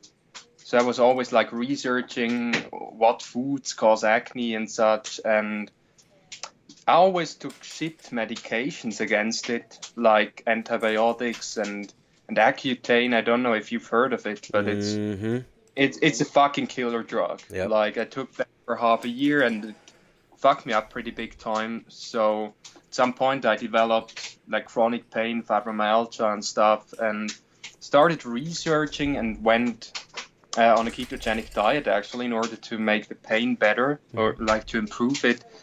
And it did improve the pain quite a lot, but I lost weight all the time, like a real lot. I lost like 10 kilo in half a year, and I was like normal weight at the beginning, like 70 kilogram. Yeah. And then I'm 180 tall. So yeah, half a year later I was down to 60 kilogram, which is close to underweight already. And then I was like, probably have some gut issues because I was always constipated. So I got into the GAPS diet and did that for a while. I don't know, you probably heard of it. Yeah, absolutely. It's elimination diet. It's really close to a carnivore diet. Yeah, pretty much. But, you know, at the beginning you just have these bone broths and basically nothing else. So, and that was again a form of starvation basically, because I just never ate enough calories and I lost even more weight. And then I started getting into sour cream, which she also recommends in that GAPS book. And I was always binging on it, you know, because my body was probably craving the nutrition. So sometimes I would just slam down a liter of sour cream in one sitting. And then I was always like, yeah, I have an eating disorder and this is completely abnormal. And it's probably the casein in the dairy that triggers it because it's like addictive and stuff. So I was always thinking the food was the problem. And yeah, and then I started researching some more and got into vegetarianism at a certain point. Do you know the Body Ecology diet by Donna Gay? Yeah. It's pretty similar to GAPS actually, but it's more open towards vegetarianism and veganism. And that was my mistake because I switched from GAPS to Body Ecology basically, which is pretty similar. It also emphasizes probiotics and such, but it's just less on the meat heavy side, so to speak.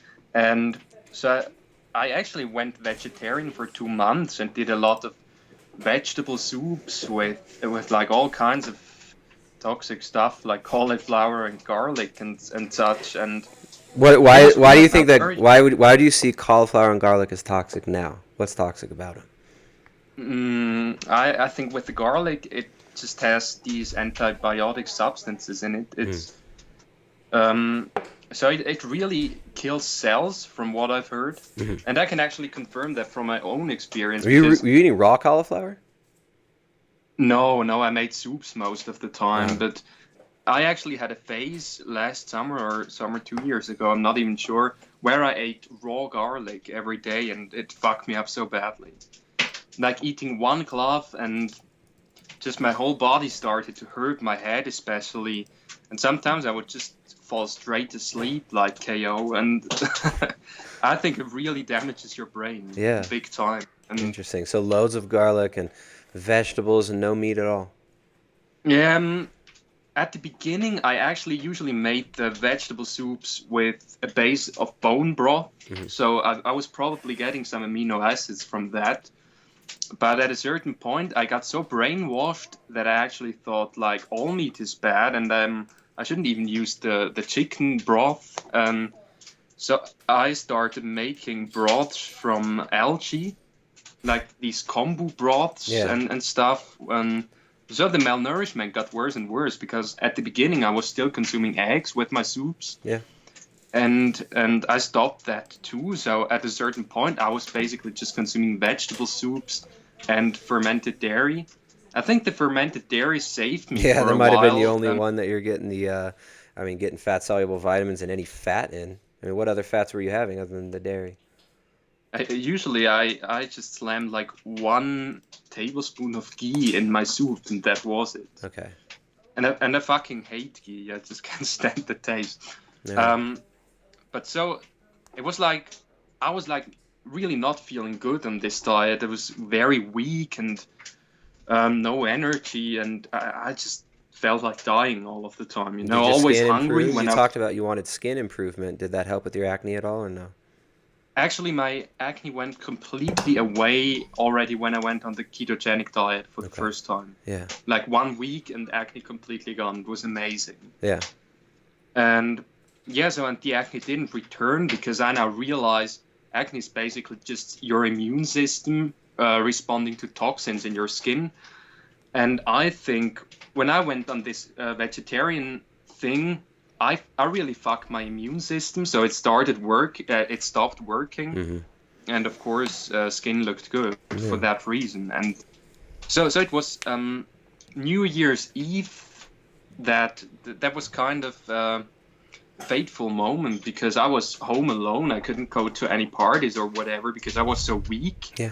And then I was just sitting there with a huge batch of sour cream and binging on that because it was basically the only nutritious food that was left in my diet. And I ate a lot of that, and then I felt really sick, and I was like, now I need to change something. Now it's New Year's Eve, I gotta change my life. This is obviously not working. But the problem is, I was blaming everything on the dairy. I wasn't seeing that the malnutrition was the problem, you know? I was like, yeah, I would probably do way better if there wasn't any dairy in my diet, which was So then the you decided to pull out the dairy, which might be the next logical thing in the step to veganism. So you pulled the dairy. Yeah, exactly. I went even crazier, so to speak, because like whole night of New Year's Eve, I just researched, and I started getting into these fruitarian and raw vegan videos. So like Durian Rider and stuff like that, or what was? Yeah, I think he was one of the first names that popped up, like Durian Rider and Freely, and then what's he called? I actually have the book still. Douglas Graham. Yeah, Doug Graham. Yeah, and then that was like the worst thing. Dr. Morse. Have you heard of him? Yeah, but I'm not familiar with him. I've heard the name. Yeah, it's fucking terrible. He's like, I mean, Doug Graham and Freely and all these people are like the athlete fruitarians, and Dr. Morse is really even worse because he's like into detox and stuff. And yeah, so basically he tells all of his clients to eat nothing but fruit and do dry fasting and stuff and take herbs in order to detoxify the body, because he claims that all illness is caused by toxins in the body and you need to eat fruit in order to restore your lymphatic system and shit like that. Yeah. So it was just like this mad search for, like a desperate search for health and to get your immune system Yeah, back. exactly. Because I was like, I have tried everything and nothing really worked, because I think on keto I was simply under eating now, looking back. Because at that point, I thought I was allergic to dairy, so I didn't eat butter. And I hate coconut oil, and I always really had to force myself to eat it. So I probably just didn't get enough calories. Same on GAPS. Yeah. But I just didn't realize that. So I really fell prey to these raw vegan ideologies. And Yeah, and then I went on this fruit diet basically for 8 months, and it fucked me pretty badly. I mean, you have the pictures. I think you showed them to the audience already. Yeah. The first one where I still have long hair is that's at the very beginning. Maybe you can like show it. Yeah, I'm trying to pull it up. The new Skype sucks. They like changed the whole layout of this thing. Yeah. What happens is I download Skype Classic and then it automatically updates it for me and puts this new shit Skype. There it is. All right, found. All right, so the first picture you sent me. All right, so you're looking for the one with long hair. Here it is. This is when you first started. That was like 1 month into it with the Fruitarian thing. Yeah. And so then things got even worse, I started like mono fruit fasting. I did like 2 weeks where I only ate mangoes. And yeah, I just ate whole lots of mangoes and nothing else. And I also got into dry fasting, which was really, really, I think that's one of the worst things I did. How long did you dry fast? What was the longest? I think the longest I ever did was 20 hours. Wow. But I did it daily, so that's the fucked up thing. I would do like, let's say 16 hours of dry fasting and then eat some fruit and repeat. That was basically a day for me. And, now I know that fruit is actually extremely dehydrating because of the high potassium content. So fruit has very high potassium and no sodium, so it makes your kidneys excrete water like crazy. And I think that's why you look so extremely emaciated when you go on a fruit diet. Well, I mean, you're not getting any protein at all, right? I mean, well, there's protein in fruit too, they say, right? We're like, there's no fat, no protein. I mean, fat-soluble vitamins, vitamin D, vitamin A, K2. I mean, you're not getting any of these fat-soluble vitamins.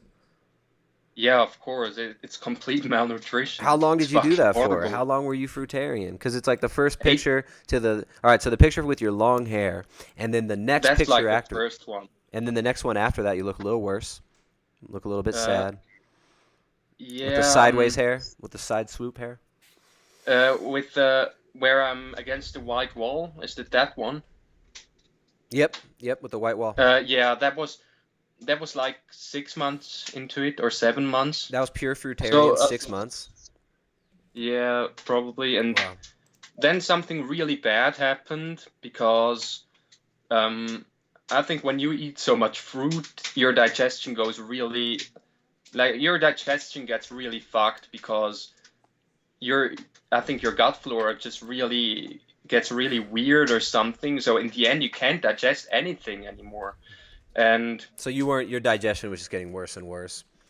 Yeah, definitely. And I was also getting thinner and thinner, and of course also my brain wasn't getting enough nutrients, so I was getting really, really crazy, like very mentally ill. I became so paranoid. And what were you paranoid about? Point, I was just like everyone. I was scared that basically people would contact the police because I was so skinny. Yeah. That was my main fear. Wow, you thought someone was going to intervene and try to have an intervention because you looked like you were dying?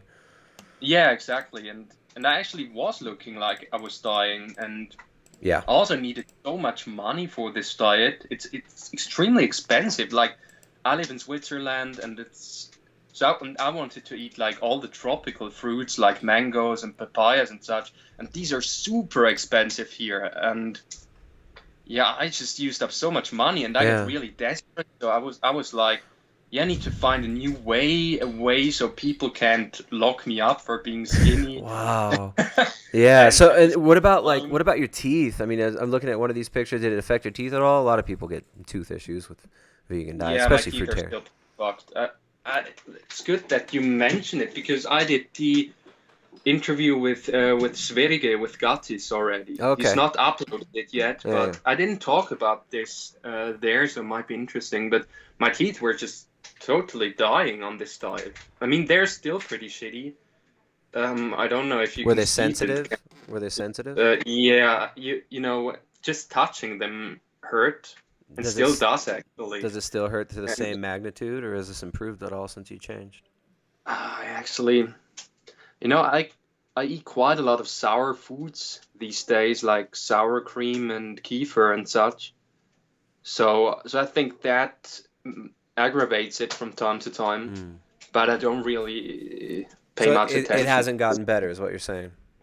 Yeah, it's still pretty fucked, but I mean, it's been a month since I quit this diet, so. What Yeah, I was think the end of the line for you? It's like, I mean, some of these pictures is just like, dude, I mean, what made you decide I can't do this anymore? Basically, wait, the picture, something's wrong right now. Sorry. Okay, I can still hear you and see you. Yeah, I just can see myself. Okay. Right, I think now it's working. The end was basically. Can you see my full face now? Yeah. Yeah, good. You want to hear the whole story? It's kind of complicated, pretty crazy too. Yeah, I mean, you give me the interesting details. I've already been streaming. Yeah, Before so you came I on, I was actually streaming for an hour and a half, so I don't want to go too long, but I'm very interested in the story. So let's hear the skeletal outline of it with all the cool details. Sure, yeah. It just really goes to show how mentally ill I was.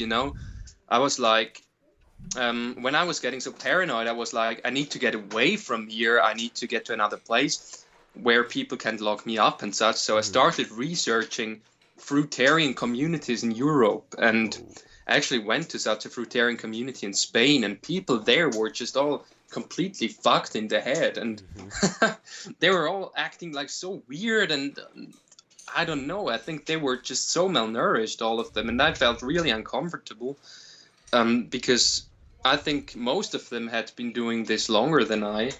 So I quit and went to another community, but people there were also like really weird and stuff, and yeah, then I went back home. What were the people like there? What was weird about the vegan community? Yeah, I don't know.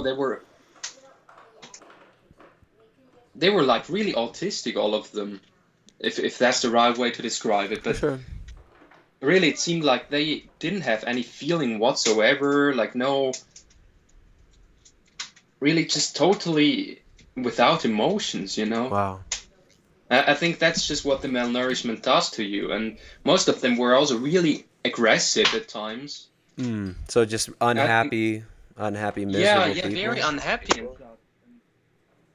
the second community was very beautifully situated right above the sea, and it was like paradise. But people there were so unhappy and bitter, and like the leader, the chieftain, so to speak, of the community, he was like a German guy, trading avocados and making a living off that, and he's like one of the most what do you call it? He's like such a rude person. So was it like a cult almost, like where there was a central leader and he kind of was in charge of everybody, or was it actual community, or was? Yeah, it was kind of a cult thing, but I also think the leader guys, both of them, kind of exploited the other people. Yeah. Because those leaders, both of them, actually traded fruits like olives and avocados and such, and let the other people work on it, like in the garden. So the leaders didn't have to work and everyone else had to work?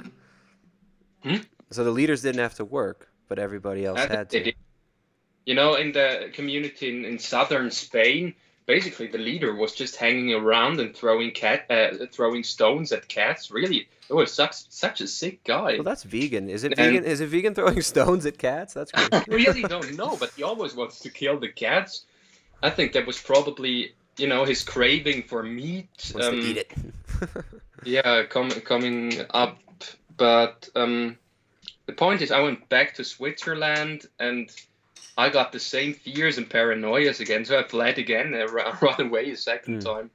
And by then I actually realized that these communities were really fucked, so I was like, yeah, there's probably just no place in this world at all for me, because, and then I actually went to Sardinia, wow, which is an island in Italy. And I was like, yeah, it's pretty far south. I might make it as a wild fruitarian there and just live off of wild fruits, which is completely. Are you covering your mic? Your hand might be over the mic because it got a little bit. Oh. There you go. That's better. Better. Yeah. So yeah, Still? I don't know. This shitty iPad. Yeah, we're good, man. I can hear you now. Yeah. So wait, maybe I will actually have like a keyboard where I can. Yeah. Can you see me now? Yep.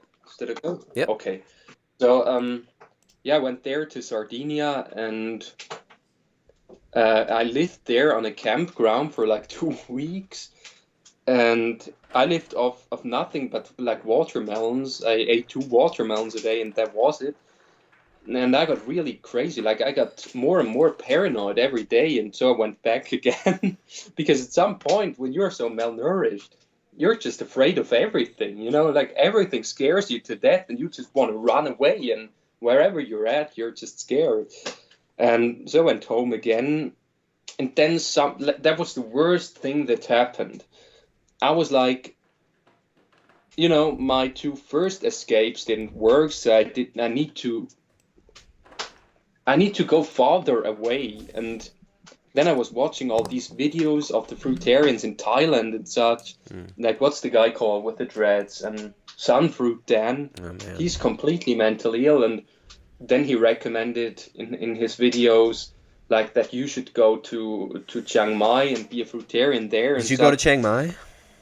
I did actually, yeah. Wow. And Did you meet before some I of these did guys? that, Did you meet any of these? Did you meet any of like the fruitarian I crew? actually did, but only one that is well known. Yeah. I don't know if you've heard of Joseph Best. No. Well, what was that experience like? What was it? Was it like meeting those people out there?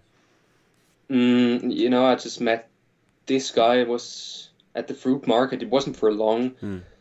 But he runs a detox retreat in Chiang Mai, and I think he's just a complete fraud, you know.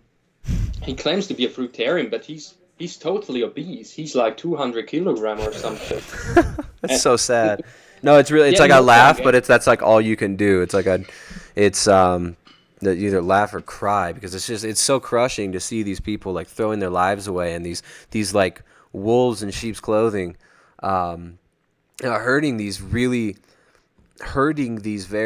vulnerable people around. Like, I mean, you were in such a vulnerable state. I'm glad you made it out. So you left Chiang Mai and you went back to Sweden? Yeah, but something I need to tell before I went to Chiang Mai, because obviously I needed money for the flight. So I desperately wanted to get a job, and I finally got one at an old people's home at like what's it called, like an unqualified worker, I think you could call it, and it was really it was a really physical job. So I was basically walking around all day, running up and down stairs, and I was at that point I got into juicing. That was the worst thing. So basically I was working like 10 hours a day, at least, a really physical job, and I was only drinking juices at that time. I consumed maybe 1 liter of juice a day. And so a month later, I was so fucking emaciated. It was incredible. I think I lost 10 kilograms in 1 month, and yeah, I also did the dry fasting and everything. So I was completely fucked by then, physically and mentally, and I just wanted to run away because I was so paranoid. And then I booked the flight to Chiang Mai and went there, and yeah, it was fucking crazy. And then when I came back actually from Chiang Mai, because obviously there I got paranoid again. Then I actually went back, and first day I was back in Switzerland, actually still on my journey home. I literally shat myself, because I think your whole system just starts shutting down so much. So at a certain point you just can't control your muscles anymore and everything.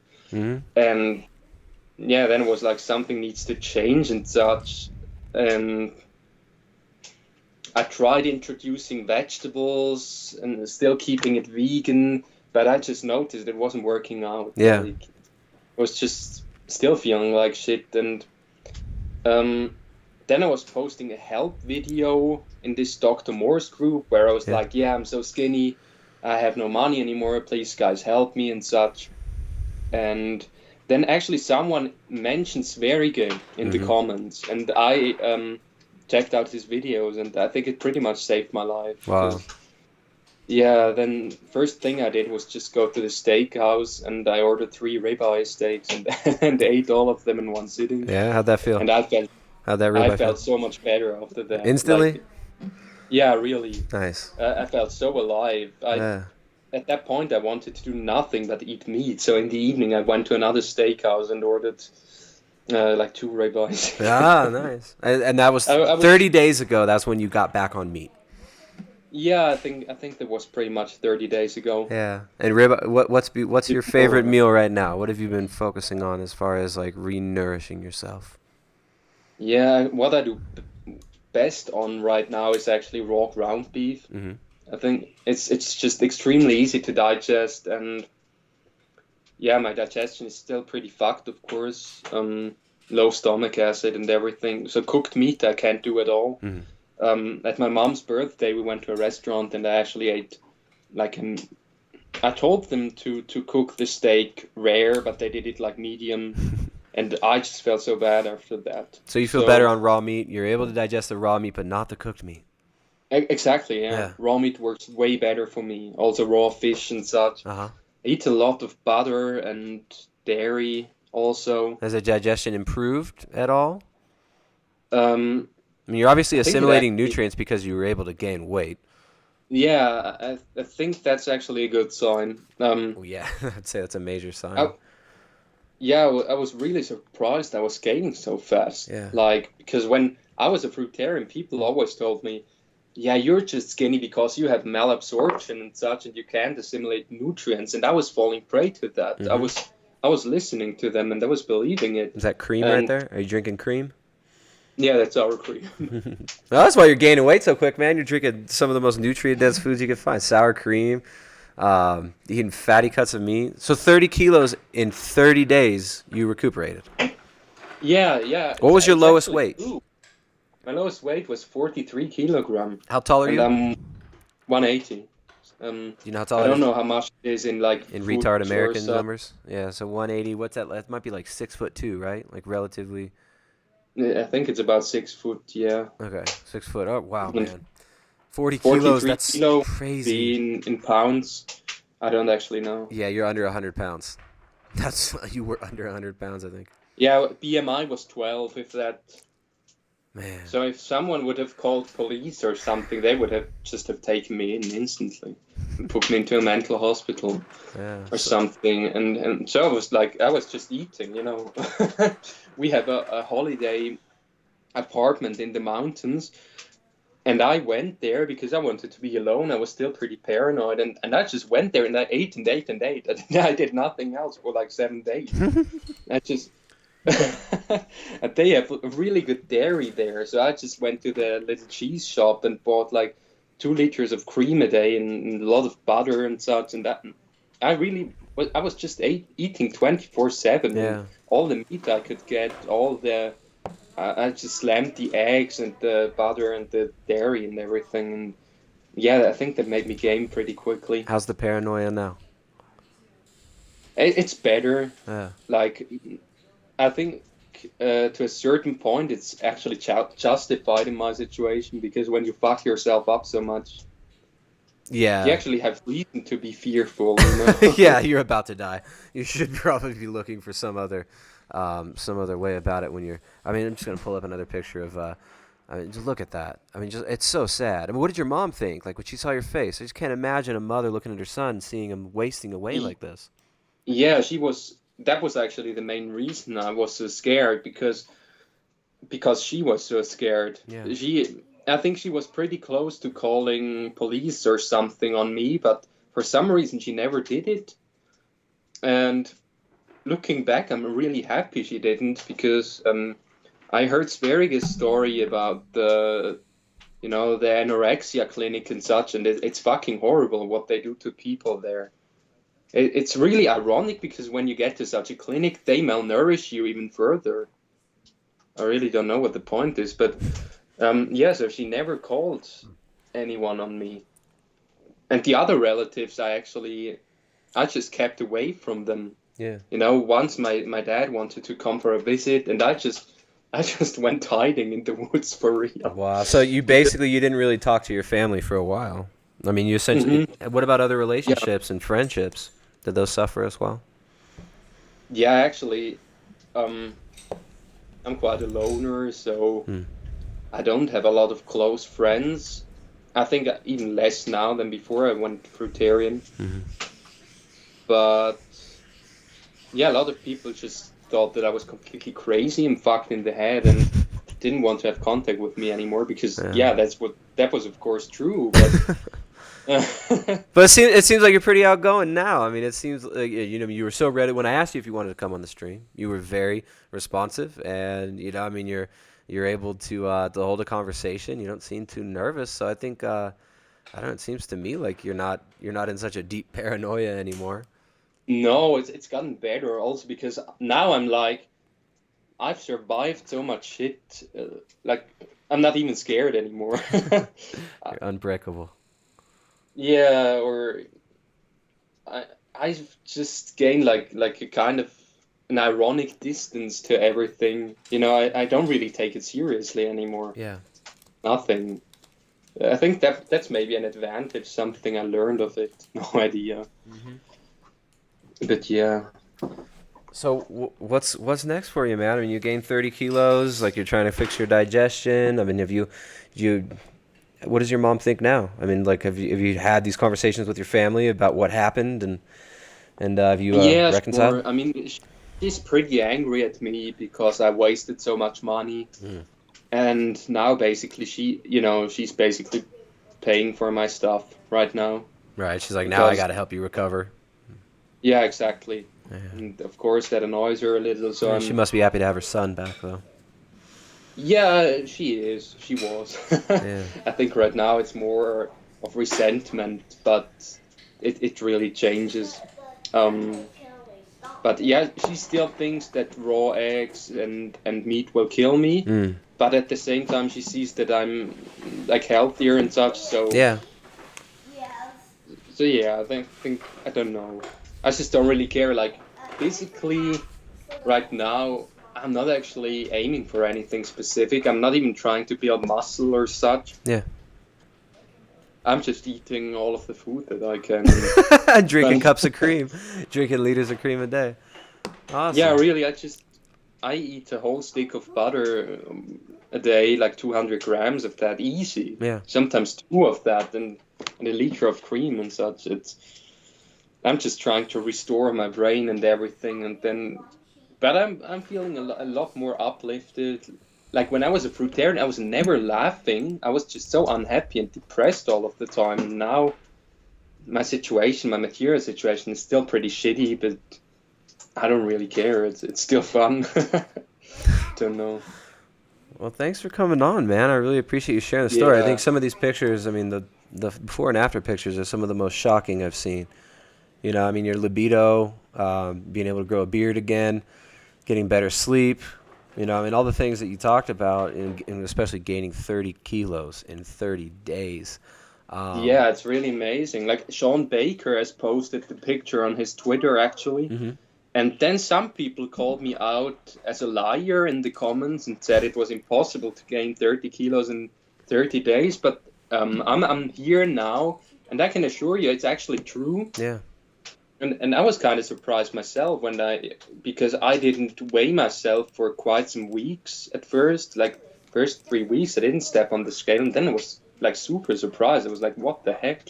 Yeah. 30 kilos. That's so much. But yeah, a lot of it is rehydration, I think, because fruit dehydrates you so much. Well, I mean, you're so Probably depleted, dehydrated. I mean, not digesting nutrients. I mean, your body's recovering, man. I mean, 40 kilos is vastly underweight. 30, but yeah. Well, I'm gonna have to wrap this up because I've been streaming for quite a while here, but yeah, sure. I'm just so happy for you, man. Thank you so much for coming on and for sharing. Yeah, thanks too. I'm happy for your mom because I would be so freaked out just as like thinking of seeing one of my kids go through such a thing. Like I would freak out. I'm really happy for your mom. Man. I'm glad she got your back. Yeah, it's kind of crazy everything. I still think, like, as a closing word, maybe, I think fruitarianism has its place. Like, if you really want to die, and you want to die pretty much a painless death, then go fruitarian. I'm actually serious. Just get a gun instead, or poison yourself. Nah, I think most people wouldn't do it with a gun, but if you really want to like kick the bucket, go on a fruit fast. I mean, it will kill you. It won't even hurt. So don't know. No, don't do it. Don't kill yourself. I don't know. It didn't sound like it was a painless situation. All the paranoia and the digestive issues. I think it's a good way of putting it, though, man. Of like what the usefulness of a fruitarian diet is. If you really want to die, shit, man. Well, thanks for sharing your. But not even, I think it's not even good for that. You're right, because you get so paranoid. Yeah. What do you? I think. What do you think's gonna happen? Like, do you see a lot of? Do you see any of the former vegan friends you had like before from the fruitarian days? Are they still around? Like, if I had any fruitarian friends. Are your Have you seen any of these fruitarians lately? Ever since you left, have you talked to any of them? Have you interacted? I actually didn't know any personally, like just on the internet and such. Isn't it funny? Most vegans don't even know other vegans in real life. They only know them on the internet. My dad is actually vegan, but not fruitarian. Just standard chunk vegan, but he was also against it. He even thought it was dumb. He was also. He even thought it was dumb. So, so it wasn't. Yeah, the fruitarian diet. I'd say the fruitarian, like, that's the worst way to do veganism. If you want to go straight to the most absolute malnourishing diet and really go nuts, the fruitarian's the way to go. Isn't it funny? All these little cults. Really, a lot of cults around I would fruitarianism as well. Agree to disagree here, because I think fruitarianism is still better than like a normal vegan diet. Well, at least with the normal vegan diet, you can hold weight. These guys like who I don't know. Yeah, but I think it's really not real. I think it's just, like artificial weight caused by carbohydrates. So you think you'd rather the fruitarian route because it gets you there quicker to that malnourished state and you'll be back to health if you make the right decision? I think both versions are equally malnourishing, but as a fruitarian, you consume less toxins, I would say. Yeah. Fruit is relatively clean food. Compared to like grains and such. It's funny, all the talk about like toxins and foods and stuff, people get so caught up in it. It's like, the fruitarian thing, it's this, people talk about orthorexia, but it's one of those most extreme forms of just obsessing over food cleanliness. It seems like it just must not be fun to be looking at food that way. Yeah, for sure, but,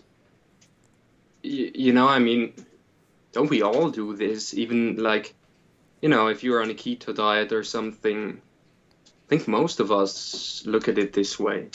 I don't know, man. When I eat food, if I were to eat something that wasn't keto or that wasn't, in line with my diet, I don't know. I try not to. It doesn't bother me so much. Like, I'll let my kids have some cake every now and then. I don't care. It doesn't trip me out. I think a lot of us, we get so caught up in the looking at diet for. Like, we want to cleanse. We want to. It's this weird religious sentiment towards diet that develops, which is natural now that, we live in kind of a nihilistic society where we have no meaning given to us. So I think people look at diet and they turn it into their religion. But it's sad how much it hurts so many people, man. Like, so many of these vegans are really suffering, and they don't even believe in suffering. They can't even define it in their worldview. It's like you ask, they talk about the animals suffering and this and that. It's like, well, what about these poor fruitarians? Yeah, exactly. Think about human suffering. Those poor humans. Yeah. Yeah, but I forgot what I wanted to say. It's getting kind of late here, Yeah, I've been streaming for a while. I'm gonna wrap it up. But hey, man, I really appreciate you coming on and sharing your story. It's just shocking before and after picture. 30 kilos gained in 30 days. I wish you the best, man. I'm so glad that you're back on track and that you're gaining weight. Your relationships are kind of mending with your family. So, this is crazy to see. But, I think people need to understand that these things are happening and there are people malnourishing themselves to near death in the name of saving the animals or cleaning their diet, and it can go really far. And I'm glad you didn't go all the way. I'm glad you're still here, man. Yeah, for sure. Thanks. Actually, the animal part was never on my mind, not even once. Oh, yeah? I was always just about my own health. I'm just an egoist, I guess. So you weren't a real vegan.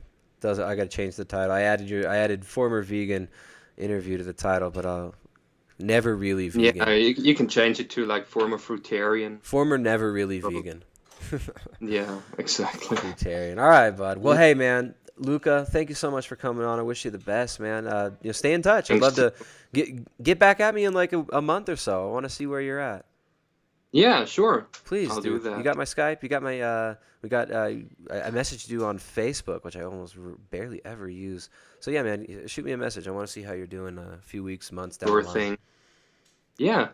Thanks for interviewing me. And yeah, man. Hope it's been fun for the people watching the stream and such. I think it was fun until I pulled up the picture I just pulled up now. The picture with you outside with the glasses, and then the next picture. It's fun until I pull those up. Then people are like, "Whoa!" Yeah. You got that Charlie Manson eyes when you're vegan. When you go full fruitarian, you get the Manson eyes. Yeah, it's fucking terrible. All right, man. Well, I'm glad. It's funny. Your eyes, you could see just what a difference. Complete difference. Complete day and night difference. So take it easy, man. Be well. Get in touch in a few months. I want to see how you're doing. Sure thing. All right, Luca. Later, man. Let me know if you need anything. See ya. Later, bud. Bye. Crazy. Fruitarianism. Destroying lives since at least 2009 when I heard about it. Right, like Dan the Life Degenerator and Durian Reuter. That's just amazing. I can't believe just how much this is affecting people. And it's, as a parent, I can't imagine seeing my kid waste away like that. It's devastated. Tanny says if her daughter looked like that, she would weep. Yeah, exactly. That's all I could think about. It's like the guy's poor mother. All right. Well, we're out of here, guys. We got to talk about lab-grown meat saving us from overpopulation. The amazing philanthropists Bill Gates and Richard Branson, who just want to feed all the poor, hungry people of the world. Just like they did with the GMOs, they're going to feed the world with that fake meat. So, this fruitarian stuff is pretty crazy, too. Former fruitarian with that amazing transformation, man, going from where's the meth at to looking like a human again, getting all Smeagol-esque on that vegan diet and coming out the other side and feeling good. So I'm glad you're doing well, Luca. Thanks you guys for joining. Let's see, the Keto and Carnivore Collective, the next Keto and Carnivore Collective, we're starting that on Sunday, so it's the last time to sign up. Today and tomorrow would probably be the last days to sign up. Sometimes people sign up a little late, but we prefer you to be ready by Friday, because when we start on Sunday, that gives us time to send you all the welcome packet and information and stuff. So the Keto and Carnivore Collective, our group community coaching, we get a lot of private coaching requests. This is a way that we're able to do it in a fun community setting, which is awesome. I love it. So the Keto and Carnivore Collective, hey, Kasumi Chris joined us last month on the Keto and Carnivore Collective. That is starting on Sunday. We're looking forward to starting that. New group of people, new month. We're stoked. It's in a live Discord server. We do 2 live interactive voice chats per week. One of those is a lesson. The other one's a Q&A. And the goal is basically to equip you with everything you need to do this long term. We've actually had a lot of people interested in carnivorous eating, carnivorous-style ketogenic diet, coming to the Keto Collective. So we had to add the word carnivore to the name. There's a link in the bio down below, or the description, rather. Bios are on Instagram, you dumbass. There's a link in the description down below. You can sign up for that.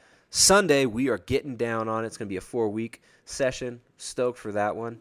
Check out the book, the Ketogenic Edge Cookbook, available at primaledgehealth.com. We got it available in print. Kasumi says, yeah, the Keto and Carnivore Collective helped a lot with my switch. Yeah, it was fun having you, Kasumi Chris. Crystal, hope you're well. Glad you're well. Everybody, thanks for watching. Thanks for joining us on another Eat Meat, Make Family stream. Remember, you're way more than what you eat. Quit letting these oligarchs degenerate your cultures and take away your family values, and go eat meat, make families, guys. We got the Eat Meat Make Family shirts available. We got t-shirts and tanks and hoodies available on the website as well. PrimalEdgeHealth.com. Links are in the bio down below. See you guys next time.